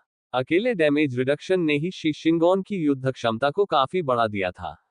टीम के कुछ खिलाड़ियों को मामूली चोटें आई थीं, लेकिन कोई गंभीर चोट नहीं थी। लियांग यू के इलाज से वे पहले ही ठीक हो चुके थे। एबिस डॉग डेमन के मारे जाने और हेलहाउंड्स के खदेड़े जाने के बाद युद्ध क्षेत्र में सामान्य स्थिति लौट आए। कुछ समय बाद शव पूरी तरह से जमीन में धंस जाते थे। तब तो ऐसा लगेगा मानो कुछ हुआ ही नहीं। धरती दिन ब दिन, साल दर साल अतीत को दफनाती चली गई। किसी को नहीं पता था कि इस प्राचीन भूमि के नीचे कितने शव दफन थे। इन शवों ने पृथ्वी को शक्ति प्रदान की, जिससे ऐसे राक्षस पैदा हुए जो मौलिक युद्ध क्षेत्र में अनंत काल तक भटकते रहे, जिन्हें पूरी तरह से नष्ट करना असंभव था। सभी लोग कालकोठरी के प्रवेश द्वार पर लौट आए। शी शिंगोन अभी भी वहीं था। सिर्फ वही नहीं, बल्कि कई टीमें जिन्होंने अभी अभी उस लड़ाई का अनुभव किया था, वे भी वहीं खड़ी रहीं। लोग एक साथ बैठ गए और धुंध को दूर करने के लिए अलाव को फिर से जलाया। निंग येई किसी तरह लियांग यू के साथ घुल मिल गई थी और दोनों आपस में फुसफुसा रही थी। शी शिंगोन ने अपनी तलवार चमकाते हुए कहा, ये नरकहाउंड रसातल के सबसे तुच्छ पिल्ले हैं, तोप का चारा भी नहीं। तुमने जिस रसातल के कुत्ते दानव को मारा, वह बड़ी संख्या में नरक के कुत्तों को जन्म दे सकता है। कभी कभी जब इनकी संख्या बहुत अधिक हो जाती है, तो नरक के कुत्ते रसातल से निकलकर मौलिक युद्ध क्षेत्र में आ जाते हैं और यहाँ के खिलाड़ियों को परेशान करते हैं, हालांकि यह केवल उत्पीड़न ही होता है। दरअसल, हमें इस तरह की स्थिति का कई बार सामना करना पड़ा है। अगर आप एलिमेंटल बैटलफील्ड में काफी देर तक रहते हैं, तो देर सवेर आपका सामना इससे जरूर होगा। बस इस बार संख्या ज्यादा थी, और अहम बात यह थी कि एबिस डॉग डेमन प्रकट हुआ। वरना हमारे लिए भाग निकलना मुश्किल नहीं होता। शी शिंगोन के वर्णन को सुनकर लिन मोयू थोड़ा हैरान रह गई। क्या एलिमेंटल बैटलफील्ड की गहराई में उच्च स्तरीय करियर धारक नहीं है? वे हिलहाउंड्स उन्हें पार करके यहाँ कैसे आ गए? उनकी वर्तमान स्थिति वास्तव में शाश्वत महान दीवार के करीब थी, मानव क्षेत्र की ओर अधिक। एलिमेंटल बैटलफील्ड की गहराई में ही उच्च स्तरीय मानव करियर धारक कार्यरत थे। वही असल में मुख्य युद्ध क्षेत्र था। लिन मोयू को समझ नहीं आ रहा था कि हिलहाउंड्स उन्हें पार करके यहाँ कैसे आ गए। शी शिंगोन ने हंसते हुए कहा, क्या आपने विश्वविद्यालय के बड़े पैमाने पर किए गए परीक्षणों में भाग लिया है? लिन मोयू ने सिर हिलाते हुए कहा, मेरे पास है। विश्वविद्यालय का डिवाइन समर टॉवर बड़े पैमाने पर टेलीपोर्टेशन कर सकता है। रसातल भी स्वाभाविक रूप से ऐसा कर सकता है। लिन मोयू को अचानक समझ आ गया। उसने इस बारे में पहले क्यों नहीं सोचा।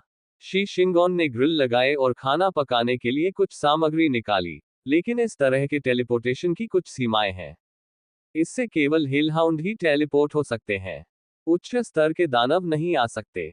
जैसे ये डॉग डेमन, ऐसे दानवों में से कभी कभार एक या दो ही टेलीपोर्ट हो सकते हैं। खैर, यहाँ रहने के दौरान मैंने डॉग डेमन्स को सिर्फ 2 बार देखा है।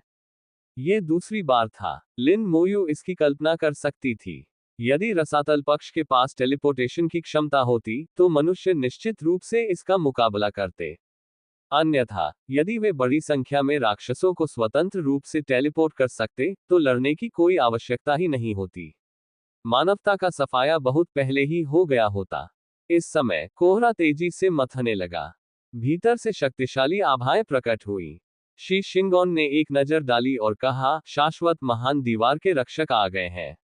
झो लेशिंग के समूह ने इससे पहले संकट का संकेत भेजा था।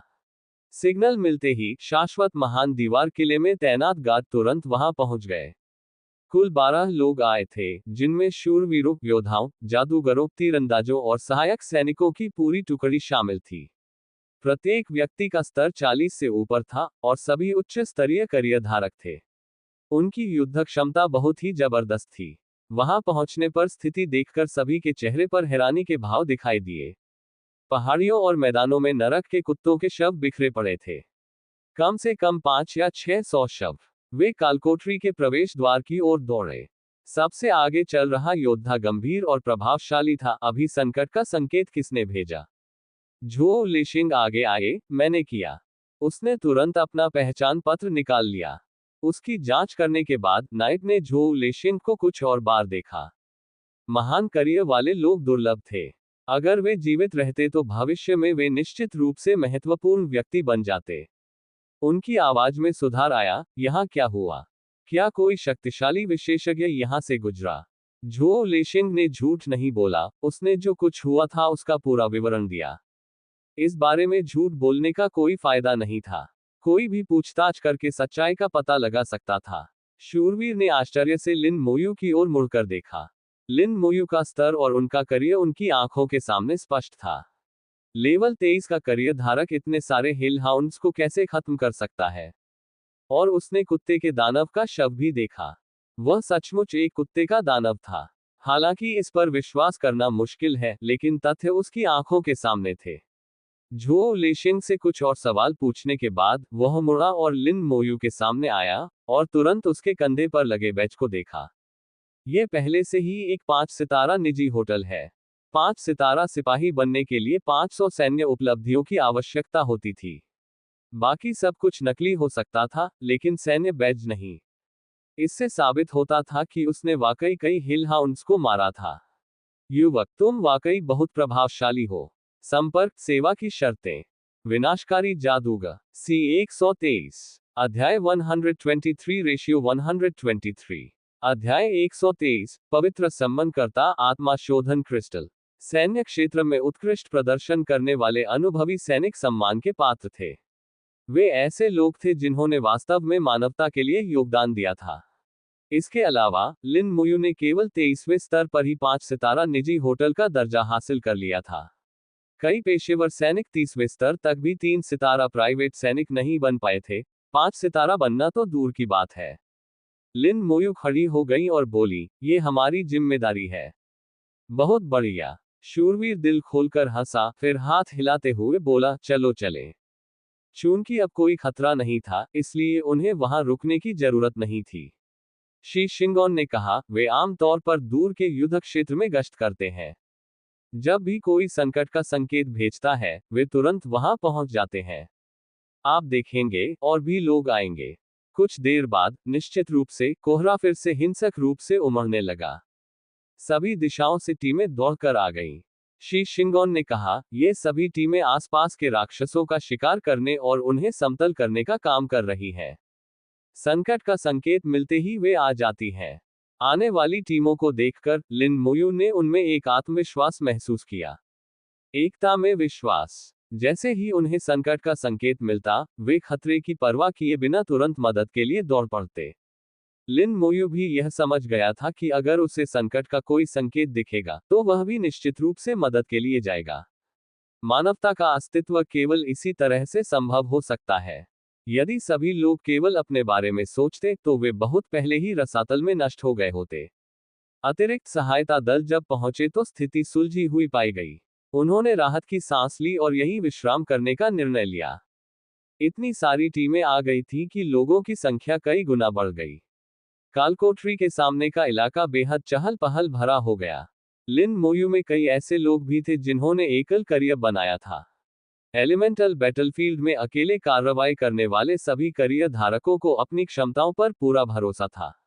एक प्रकाश ने आकाश को रोशन कर दिया। हल्की धुंध से शुद्ध सफेद प्रकाश छनकर आ रहा था, मानो आकाश में धुंधला सा चंद्रमा प्रकट हो गया हो। शी शिंगोन थोड़ा चौंक गया, वह भी आ गई। लिन मोयू ने ऊपर देखा और तेजी से उसकी ओर बढ़ते करियर धारक को निहारने लगी।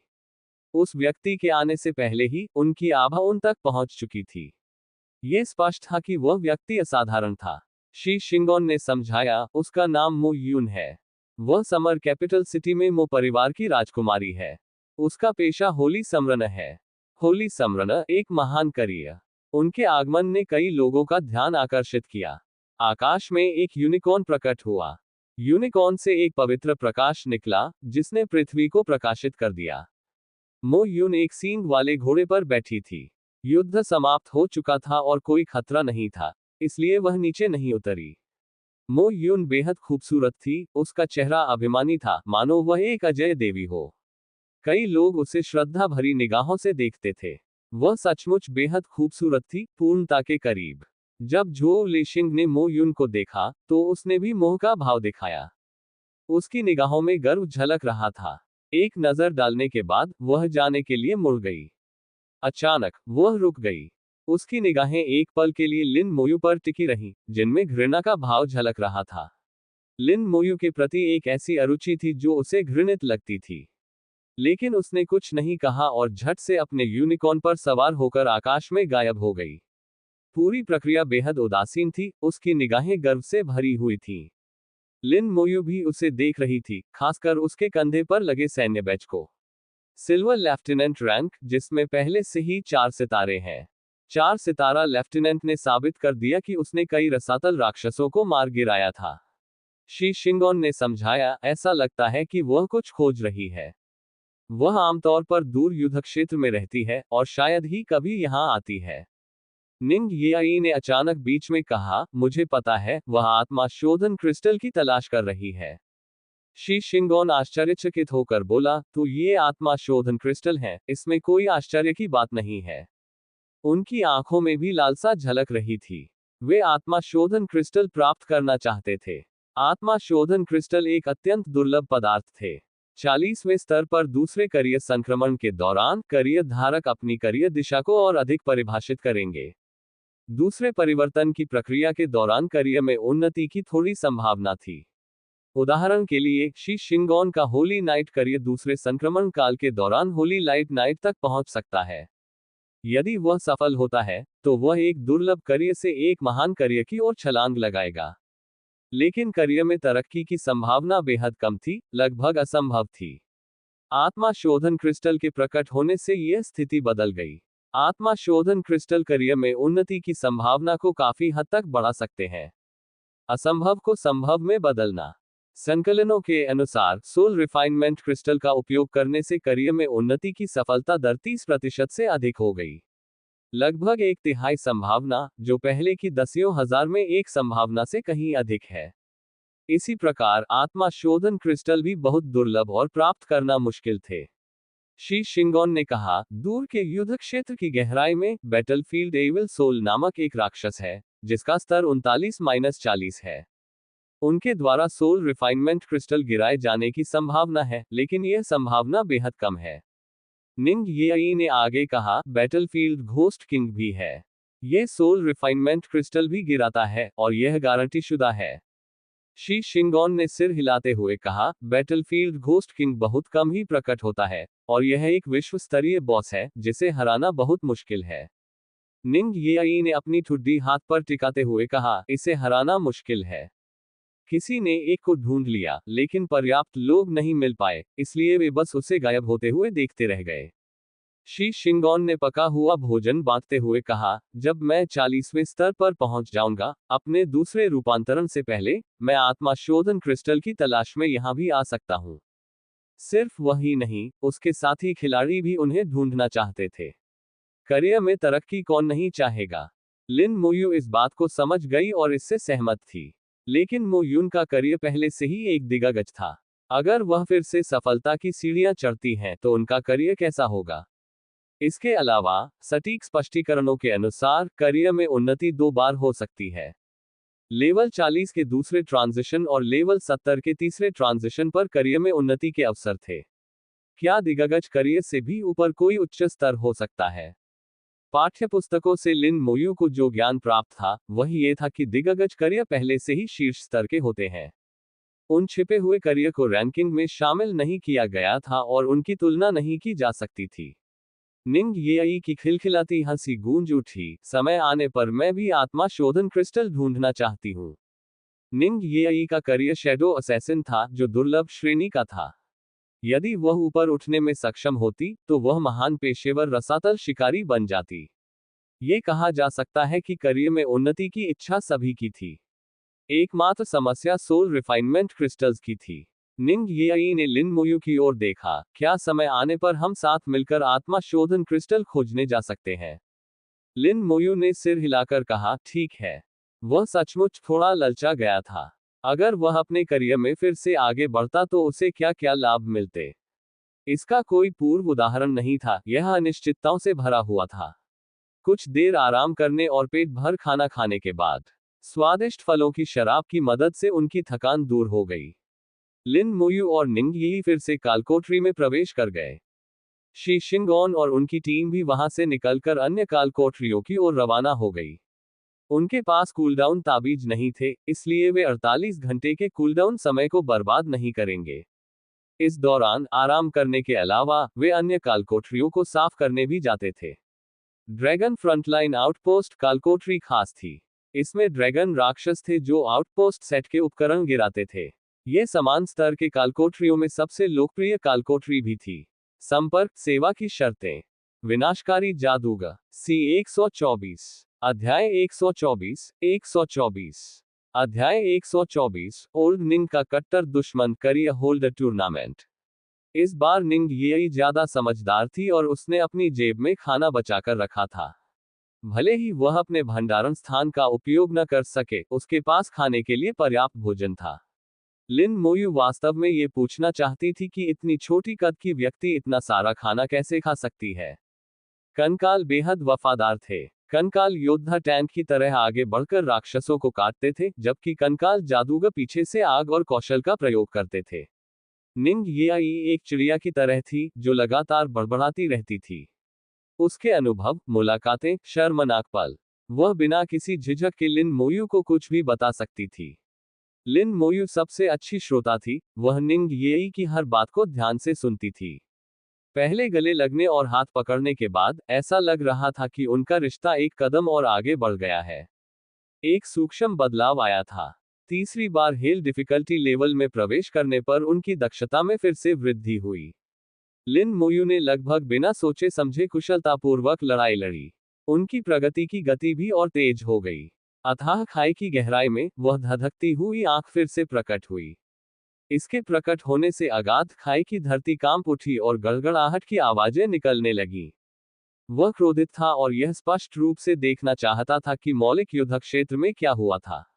इतने सारे हिलहाउंड्स क्यों मर गए, पल भर में ही मारे गए, और यहां तक कि एक डॉग डेमन भी मर गया। लेकिन एलिमेंटल बैटलफील्ड में मौजूद एक अदृश्य शक्ति ने इसकी खोजबीन को रोक दिया। यहाँ कुछ गड़बड़ है, चलो फिर से कोशिश करते हैं। काफी देर बाद उसने अपनी आंख दोबारा बंद कर ली। अगाध खाई में फिर से शांति छा गई। एक बार फिर अंधेरा धरती पर छा गया। इसके गायब होने के कुछ ही समय बाद रसातल में मानव करियर धारक प्रकट हुए। क्या अभी अभी वो ज्वाला दानव राजा था? होना तो चाहिए। ऐसा लगता है कि हाल ही में रसातल के प्रवेश द्वार की रक्षा करने की बारी इसी की है। यह आदमी बेहद आक्रामक है। इससे हम इंसानों के लिए जरूर मुसीबत खड़ी होगी। उम्मीद है एलिमेंटल बैटलफील्ड में रहने वाले लोग सुरक्षित रहेंगे। इसके बारे में क्यों सोचना? इतने साल हो गए हैं। ये पहली बार ड्यूटी पर नहीं है। कुछ भी बड़ा नहीं होगा। मैंने पहले ही घटना की रिपोर्ट कर दी है। उच्च अधिकारी इसे संभाल लेंगे। हमें चिंता करने की जरूरत नहीं है। इन पेशेवर लोगों ने थोड़ी देर बातचीत की, फिर जल्दी से चले गए। उनमें से कोई भी 40वें स्तर से नीचे नहीं था, सभी उच्च स्तरीय करियर धारक थे। उनकी गतिविधि का क्षेत्र एलिमेंटल बैटलफील्ड और एबिस प्रवेश द्वार के बीच की सीमा पर था। उन्हें पहले हुई घटनाओं की कुछ जानकारी थी। इसी प्रकार वे घटी हुई घटनाओं की जानकारी उच्च अधिकारियों तक पहुंचाते थे, ताकि वे समय रहते जवाबी कार्रवाई कर सकें। सामान्य तौर पर चाहे कितनी भी बिखरी हुई स्थिति हो, जिसमें साम्राज्य स्वतंत्र रूप से खड़े हों और कुछ संघर्ष भी हो, जब अथाह खाई का सामना करना पड़ा, तो मानवता एक थी। समर कैपिटल यूनिवर्सिटी में बाय यीयुआन और मेंग अनवेन अभी भी वहीं बैठे थे। मेंग अनवेन साल के 365 दिनों में से 360 दिन यहीं बिताती थी, कहीं और नहीं जाती थी। कुछ लोगों को छोड़कर किसी को नहीं पता था कि वह क्या कर रहा था। मेंग अनवेन काफी देर से आंखें बंद करके आराम कर रही थी और लगभग आधे दिन से कुछ नहीं बोली थी। बाय यीयुआन ने उसे परेशान नहीं किया। अचानक उसकी पलकें फड़कने लगी। बाय यीयुआन ने तुरंत पूछा, ये कैसा है? मेंग अनवेन ने अपनी आंखें खोली और कहा, चाय डालो। बाय यीयुआन ने तुरंत उसके लिए चाय डाली और बड़ी विनम्रता से, एक चापलूसी भरी मुस्कान के साथ कहा, जल्दी बताओ, कैसा है? मेंग अनवेन ने चाय पीते हुए शांत भाव से कहा, मैंने हॉल ऑफ हीरोज और डायमंड स्लेइंग टावर से संपर्क किया और लिन मोयू के बारे में खबर प्राप्त की। वह ठीक है और उसने कई हिलहाउंड्स को मार गिराया है। वह 5 सितारा सिपाही है। बाय यीयुआन चौंक गई, इतनी जल्दी? अभी सिर्फ 2 दिन ही हुए हैं और वह पहले से ही 5 सितारा निजी सैनिक बन गया है। मेंग अनवेन ने कहा, ज्वाला दानव राजा रसातल के प्रवेश द्वार पर तैनात है। उसने कई नरक कुत्तों को तात्विक युद्ध क्षेत्र में उपद्रव मचाने के लिए भेजा, और संयोगवश उनका सामना छोटी लिन से हो गया। उसने एक रसातल कुत्ते दानव को भी मार डाला। बाय यीयुआन ने गहरी सांस ली, हे भगवान, उसने तो एक रसातल कुत्ते दानव को भी मार डाला। हालांकि डॉग डैमन सबसे निचले स्तर के रसातल के दानव थे, फिर भी वे कम से कम उड़ सकते थे और कई हेलहाउंड्स को आदेश दे सकते थे। अन्य पेशेवर लोगों के लिए उनसे निपटना वाकई मुश्किल था। लेकिन संयोगवश लिन मोयू की उससे मुलाकात हो गई। यह संयोगवश लिन मोयू से पहले ही जमीन पर उतर गया। स्लो कर्स के प्रभाव में इसने भागने का मौका खो दिया और कंकाल योद्धाओं द्वारा सीधे मार दिया गया। लिन मोयू से सीखना सुरक्षित था। बाय यीयुआन निश्चिंत हो गई और दूसरी बातों के बारे में बात करने लगी। इस वर्ष के करियर होल्डर टूर्नामेंट की तैयारियां कैसी चल रही हैं? मेंग अनवेन ने कहा, यह लगभग तैयार है। संभवतः 1-2 दिन में इसकी घोषणा कर दी जाएगी। बाय यीयुआन को इसका बेसब्री से इंतजार था। ये टूर्नामेंट बहुत दिलचस्प होना चाहिए। मैं थोड़ी उत्साहित हूँ। जिस दिलचस्प का उन्होंने जिक्र किया, वह स्वाभाविक रूप से लिन मोयू थी। मुझे उम्मीद नहीं थी कि वे साथ होंगे, मेंग अनवेन ने अचानक कहा। उसकी आंखों में मनोरंजन झलक रहा था। बाय यीयुआन ने जल्दी से पूछा, आपने और क्या देखा? मैंने बूढ़े निंग के कट्टर दुश्मन को देखा। ये बहुत दिलचस्प है। बूढ़ा निंग शायद बहुत गुस्सा होगा। मेंग अनवेन की बातें सुनकर बाय यीयुआन ने अपनी जांघ पर हाथ मारा और दिल खोलकर हंस पड़ा। अचानक ही ऐसा हो जाएगा, ये सोचना भी मुश्किल था। मैं बूढ़े निंग का चेहरा देखना चाहता हूँ, गुस्से में भी और बेबस भी। ... चौकी के रक्षक को मार गिराया, अनुभव जोड़ 1,650,000। स्वर्ण श्रेणी का हथियार प्राप्त हुआ, हेल आउटपोस्ट लॉन्गर स्वॉर्ड। स्वर्ण श्रेणी का कवच प्राप्त हुआ, हेल आउटपोस्ट लेदर आर्मर। स्वर्ण श्रेणी का सहायक उपकरण प्राप्त हुआ, hello outpost ring. Dragon crystal core X2 प्राप्त हुए। Hello outpost longer sword outpost set का एक हिस्सा स्वर्ण श्रेणी का हथियार, सभी विशेषताएं जोड़ 500, नाइट कौशल प्रवर्धन जोड़ 50%, स्तर 30 से ऊपर प्रयोग करने योग्य। Hello outpost leather armour outpost set का एक हिस्सा स्वर्ण श्रेणी का कवच, सभी विशेषताएं जोड़ 300, हत्यारे कौशल की लागत -20%, स्तर 30 से ऊपर उपयोग योग्य। Hello outpost ring outpost set का एक हिस्सा स्वर्ण श्रेणी का सहायक उपकरण, सभी विशेषताएं जोड़ 100, थकान से उबरने की गति जोड़ 30%, स्तर 30 से ऊपर उपयोग योग्य। ड्रैगन क्रिस्टल कोर, अत्यंत दुर्लभ सामग्री जिसका उपयोग विभिन्न वस्तुओं के निर्माण में किया जा सकता है।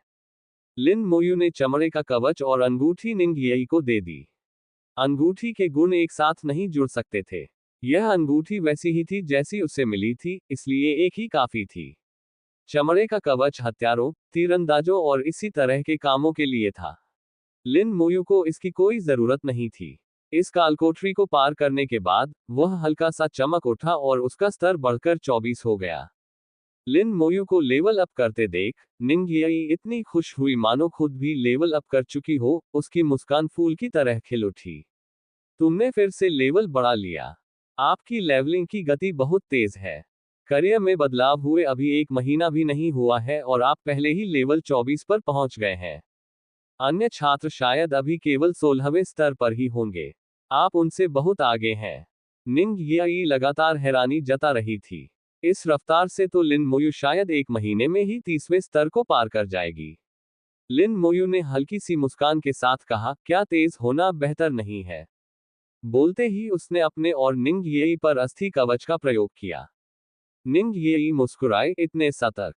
बाहर फिर से हमला होने से डर रहे हो? लिन मोयू ने कहा, ऐसा पहले ही 2 बार हो चुका है। दोनों बार जब वह कालकोठरी से बाहर निकला तो उस पर अचानक हमला हुआ।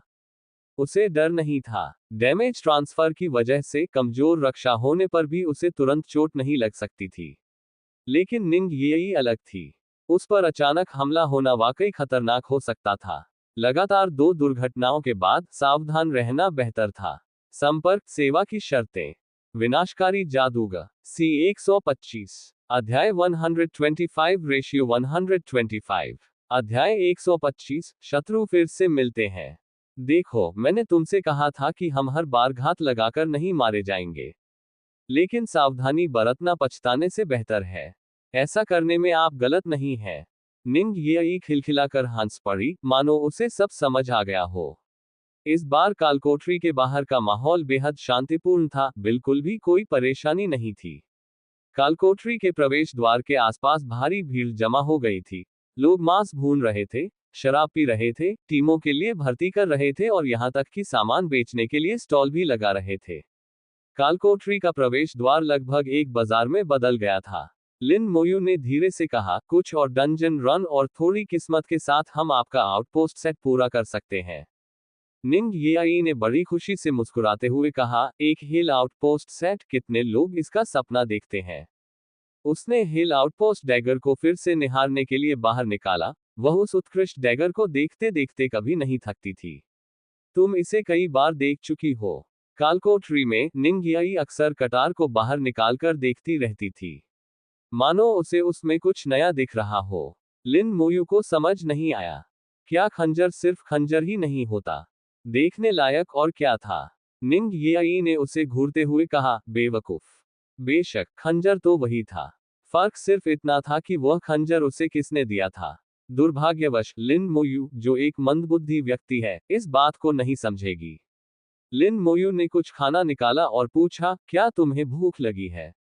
निंग येई ने खाने की तरफ देखा, क्या यही वो चीज नहीं है जो मैंने पिछली बार खरीदी थी? तुमने अभी तक इसे खत्म नहीं किया। लिन मोयू ने सिर हिलाते हुए कहा, मैं ज्यादा नहीं खाती। निंग येई ने हल्की सी नाक सिकोड़ी। इसका मतलब था कि वह बहुत खाती थी। अगर वह बहुत खाती भी थी तो क्या हुआ? चाहे वह कितना भी खा ले, उसका वजन नहीं बढ़ता था। बाकी लोग तो बस उससे ईर्ष्या ही कर सकते थे। उसने लिन मोयू के हाथ से खाना छीन लिया और उसे बड़े चाव से खाने लगी, जो देखने में बेहद प्यारी लग रही थी। दोनों साथ बैठकर बातें कर रहे थे और हंस रहे थे। निंग येई बेहद खूबसूरत थी, उनकी आवाज साफ और मधुर थी, जो कई लोगों का ध्यान आकर्षित करती थी। यह देखकर कि वे केवल 2 लोग थे, कुछ लोग उन्हें टीम में शामिल होने के लिए आमंत्रित करने आए, लेकिन निंग येई ने उन सभी को विनम्रतापूर्वक मना कर दिया। केवल उन्हीं लोगों ने संयम बरता जिन्होंने लिन मोयू की शक्ति को प्रत्यक्ष रूप से देखा था। नरक के कुत्तों की लहरों ने उसे मार डाला और उस रसातल के दानव के पंख काटकर उसे टुकड़े टुकड़े कर दिया। एक लेवल 36 का एबिस दानव इतनी आसानी से मारा गया। ये दृश्य उनके मन में स्पष्ट रूप से अंकित थे। निंग येई कितनी भी खूबसूरत क्यों ना हो, वे सभी उचित व्यवहार करते थे और उन्हें उकसाने की हिम्मत नहीं करते थे। उन्हें डर था कि कहीं उनका भी वही हाल ना हो जाए जो रसातल के उस दानव का हुआ था, जिसे लिन मोयू के कंकालनुमा तलवारों से टुकड़े टुकड़े कर दिया गया था। वे दर्शक की तरह देखते रहे, ये देखने के लिए इंतजार करते रहे कि क्या कोई इतना मूर्ख होगा कि लिन मोयू को नाराज कर दे। धुंध छटने लगी और एक विशालकाय चमकता हुआ जानवर एक बड़ी गाड़ी को खींचते हुए प्रकट हुआ। एक शिकिगामी। किसी ने तुरंत ही उस जानवर की असली पहचान पहचानते हुए हैरानी से कहा, चेरी ब्लॉसम कंट्री ओनम्योजी का एक शिकिगामी। ओनम्योजी एक महान करियर। साथ ही ये करियर चेरी ब्लॉसम कंट्री के लिए भी अद्वितीय है। विशालकाय शिकिगामी रथ को खींचकर कालकोटरी के प्रवेश द्वार तक ले गया। लोगों का एक समूह नीचे कूद गया। फिर वह रथ शिकिगामी के साथ गायब हो गया। कुल 11 लोग। सभी उपकरण सोने के बने हुए हैं और प्रत्येक से एक असाधारण आभा निकलती है। 2 शूरवीर, 3 सहायक, 5 जादूगर, साथ ही एक ओन्म्योजी। क्या 11 लोग हेल डिफिकल्टी लेवल पर खेलने जा रहे हैं? बहुत संभावना है। एक ओन्म्योजी भी आया था। वे शायद नरक के कालकोठरी की ओर बढ़ रहे हैं। नरक की कालकोठरियां बहुत कठिन हैं, लेकिन पुरस्कार बहुत बड़े हैं। हेल आउटपोस्ट के उपकरण, करियर ट्रांजिशन सर्टिफिकेट, ये सब बढ़िया चीजें हैं। लेकिन टीम मिलना मुश्किल है। जो लोग हेल डेंगोन को पार कर सकते हैं, उनके पास आमतौर पर तय टीमें होती हैं। क्या तुमने सुना है? वे कहते हैं कि अगर कोई अकेले ही हेल आउटपोस्ट कालकोटरी को पार कर लेता है, तो उसे एक उपाधि मिल सकती है। मैंने ये सुना है। खिताब शीर्ष उपकरणों से भी कहीं अधिक दुर्लभ होते हैं, लेकिन आज तक किसी ने ऐसा नहीं किया है। अगर वाकई कोई खिताब है, तो मुझे आश्चर्य है कि वह किसे मिलेगा। वे जोर से बोले, उनकी आवाज निंग येई के कानों तक पहुंची। निंग येई ने लिन मोयू के कान में फुसफुसाते हुए कहा, मोयू, क्या वे जो कह रहे हैं वह सच है? उसे पता था कि लिन मोयू ने हेल आउटपोस्ट कालकोटरी को अकेले ही पार कर लिया था। अगर कोई खिताब होता, तो उसे जरूर मिल जाता। ये सच है। इस उपाधि का नाम ड्रैगन वॉरियर किंग है। निंग येई की आंखें चमक उठी, सच में? इससे कौन कौन से गुण जुड़ते हैं? सभी विशेषताओं में जोड़ 500 अंक, कौशल लागत में 50% की कमी। शीर्षक की विशेषताओं को सुनकर निंग येई ने कहा, ये तो कमाल है। सभी विशेषताओं में जोड़ 500 का स्कोर पहले से ही काफी अच्छा था, कम से कम इस स्तर के लिए तो बहुत मजबूत था। और कौशल लागत में 50% की कमी एक अत्यंत शक्तिशाली विशेषता थी। लिन मोयू ने सिर हिलाया। ये शीर्षक वाकई उत्कृष्ट था। उपाधि मिलने के बाद उनकी खपत काफी कम हो गई। आउटपोस्ट गार्जियन का सामना करते समय वह और भी अधिक सहज था, क्योंकि उसे मूल रूप से स्पिरिट पावर खत्म होने की चिंता करने की आवश्यकता नहीं थी। निंग येई की उद्गार ने दूसरों का ध्यान आकर्षित किया। चेरी ब्लॉसम कंट्री में नव आगंतुक ओनम्योजी ने निंग येई को देखा। कितनी खूबसूरत! वो जानी पहचानी सी लग रही है। उसने मन ही मन कहा। उसकी आंखों में तीव्र इच्छा की चमक आ गई। फिर उसने निंग येई के बगल में लिन मोयू को देखा, जिसकी आंखों में घृणा झलक रही थी। ये तो वही है। दुश्मनों से मिलना कितना अजीब संयोग है। हो सकता है कि उसे निंग येई याद ना हो, लेकिन वह लिन मोयू को निश्चित रूप से नहीं भूला था। मरमेड द्वीप पर लिन मोयू ने व्यक्तिगत रूप से अपने 2 शिकिगामी की हत्या कर दी थी, जिसके कारण उसे अपमानित होकर भागना पड़ा। शिकिगामी के नुकसान से उबरने में काफी मेहनत लगी थी। इस असफल मिशन की वजह से उन्हें बदनामी भी झेलनी पड़ी थी। बहुत समय से मनमुटाव चल रहा था। उसने अपने बगल में बैठे लोगों से कुछ फुसफुसाया। समूह तुरंत लिन मोयू की ओर चल पड़ा। लिन मोयू और निंग येई ने भी उसे देखा। ये वही है। निंग येई ने उसे देखते ही पहचान लिया कि वह मरमेड आइलैंड का चेरी ब्लॉसम कंट्री का ओनम्योजी है। लिन मोयू निंग येई के सामने खड़ी होकर बोली, वे अच्छे इरादों से नहीं आए हैं।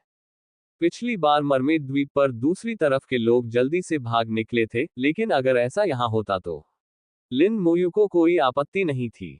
ओनम्योजी अपने साथ लोगों का एक समूह लेकर आया था, जो सभी अच्छी तरह से सुसज्जित थे और स्पष्ट रूप से बिना किसी संकोच के थे। वह इतने अच्छे अवसर को गंवा नहीं सकता था। वे लिन मोयू से 10 मीटर की दूरी पर रुक गए। तब तक लिन मोयू के पास कई कंकाल दिखाई दे चुके थे। अगर वे और करीब आते तो कंकाल उन पर सीधा हमला कर देते। वह रुका और लिन मोयू की ओर देखा। उसकी निगाहें उदास थीं लेकिन कुछ हद तक आश्चर्यचकित भी थीं। मरमेड द्वीप पर उसे स्पष्ट रूप से याद था कि लिन मोयू का स्तर 20 भी नहीं था। लेकिन अब वह लिन मोयू के स्तर को पार नहीं कर पा रहा था। इसका मतलब था कि छलावरण बैच काम कर रहा था। उनके स्तर का अंतर घटकर 10 स्तरों के भीतर रह गया था। और लिन मोयू का एलिमेंटल बैटलफील्ड में आ पाना ही इस बात का पर्याप्त प्रमाण था कि उसका स्तर बढ़ गया था। ये जानकर उसके हृदय में एक बार फिर घृणा का भाव उमड़ आया। अगर लिन मोयू ने उस समय अपने 2 शिकिगामी को नहीं मारा होता, तो वह भी निश्चित रूप से उच्च स्तर पर पहुंच गया होता। अपने दिल में दबी नफरत को दबाते हुए उसने कहा, चेरी ब्लॉसम कंट्री, लेवल 30 ओन्म्योजी, तो जोतारो। दूसरी तरफ से भी अपना परिचय दिया गया। एक दिव्य ग्रीष्म ऋतु की नागरिक होने के नाते, लिन मोयू भी असभ्य नहीं होगी। हजारों वर्षों की सर्वोच्च शक्ति की विरासत रखने वाले महान दिव्य ग्रीष्म साम्राज्य में शिष्टाचार की कभी कमी नहीं रही। दिव्य ग्रीष्म साम्राज्य, स्तर 24 का जादूगर लिन मोयू। जैसे ही लेवल 24 का खुलासा हुआ, तोजो तारो के साथियों में उपहासपूर्ण हंसी फूट पड़ी। तोजो तारो ने भौहें चढ़ाईं। मुझे उम्मीद नहीं थी कि उसकी समतल करने की गति इतनी तेज होगी। संपर्क सेवा की शर्तें।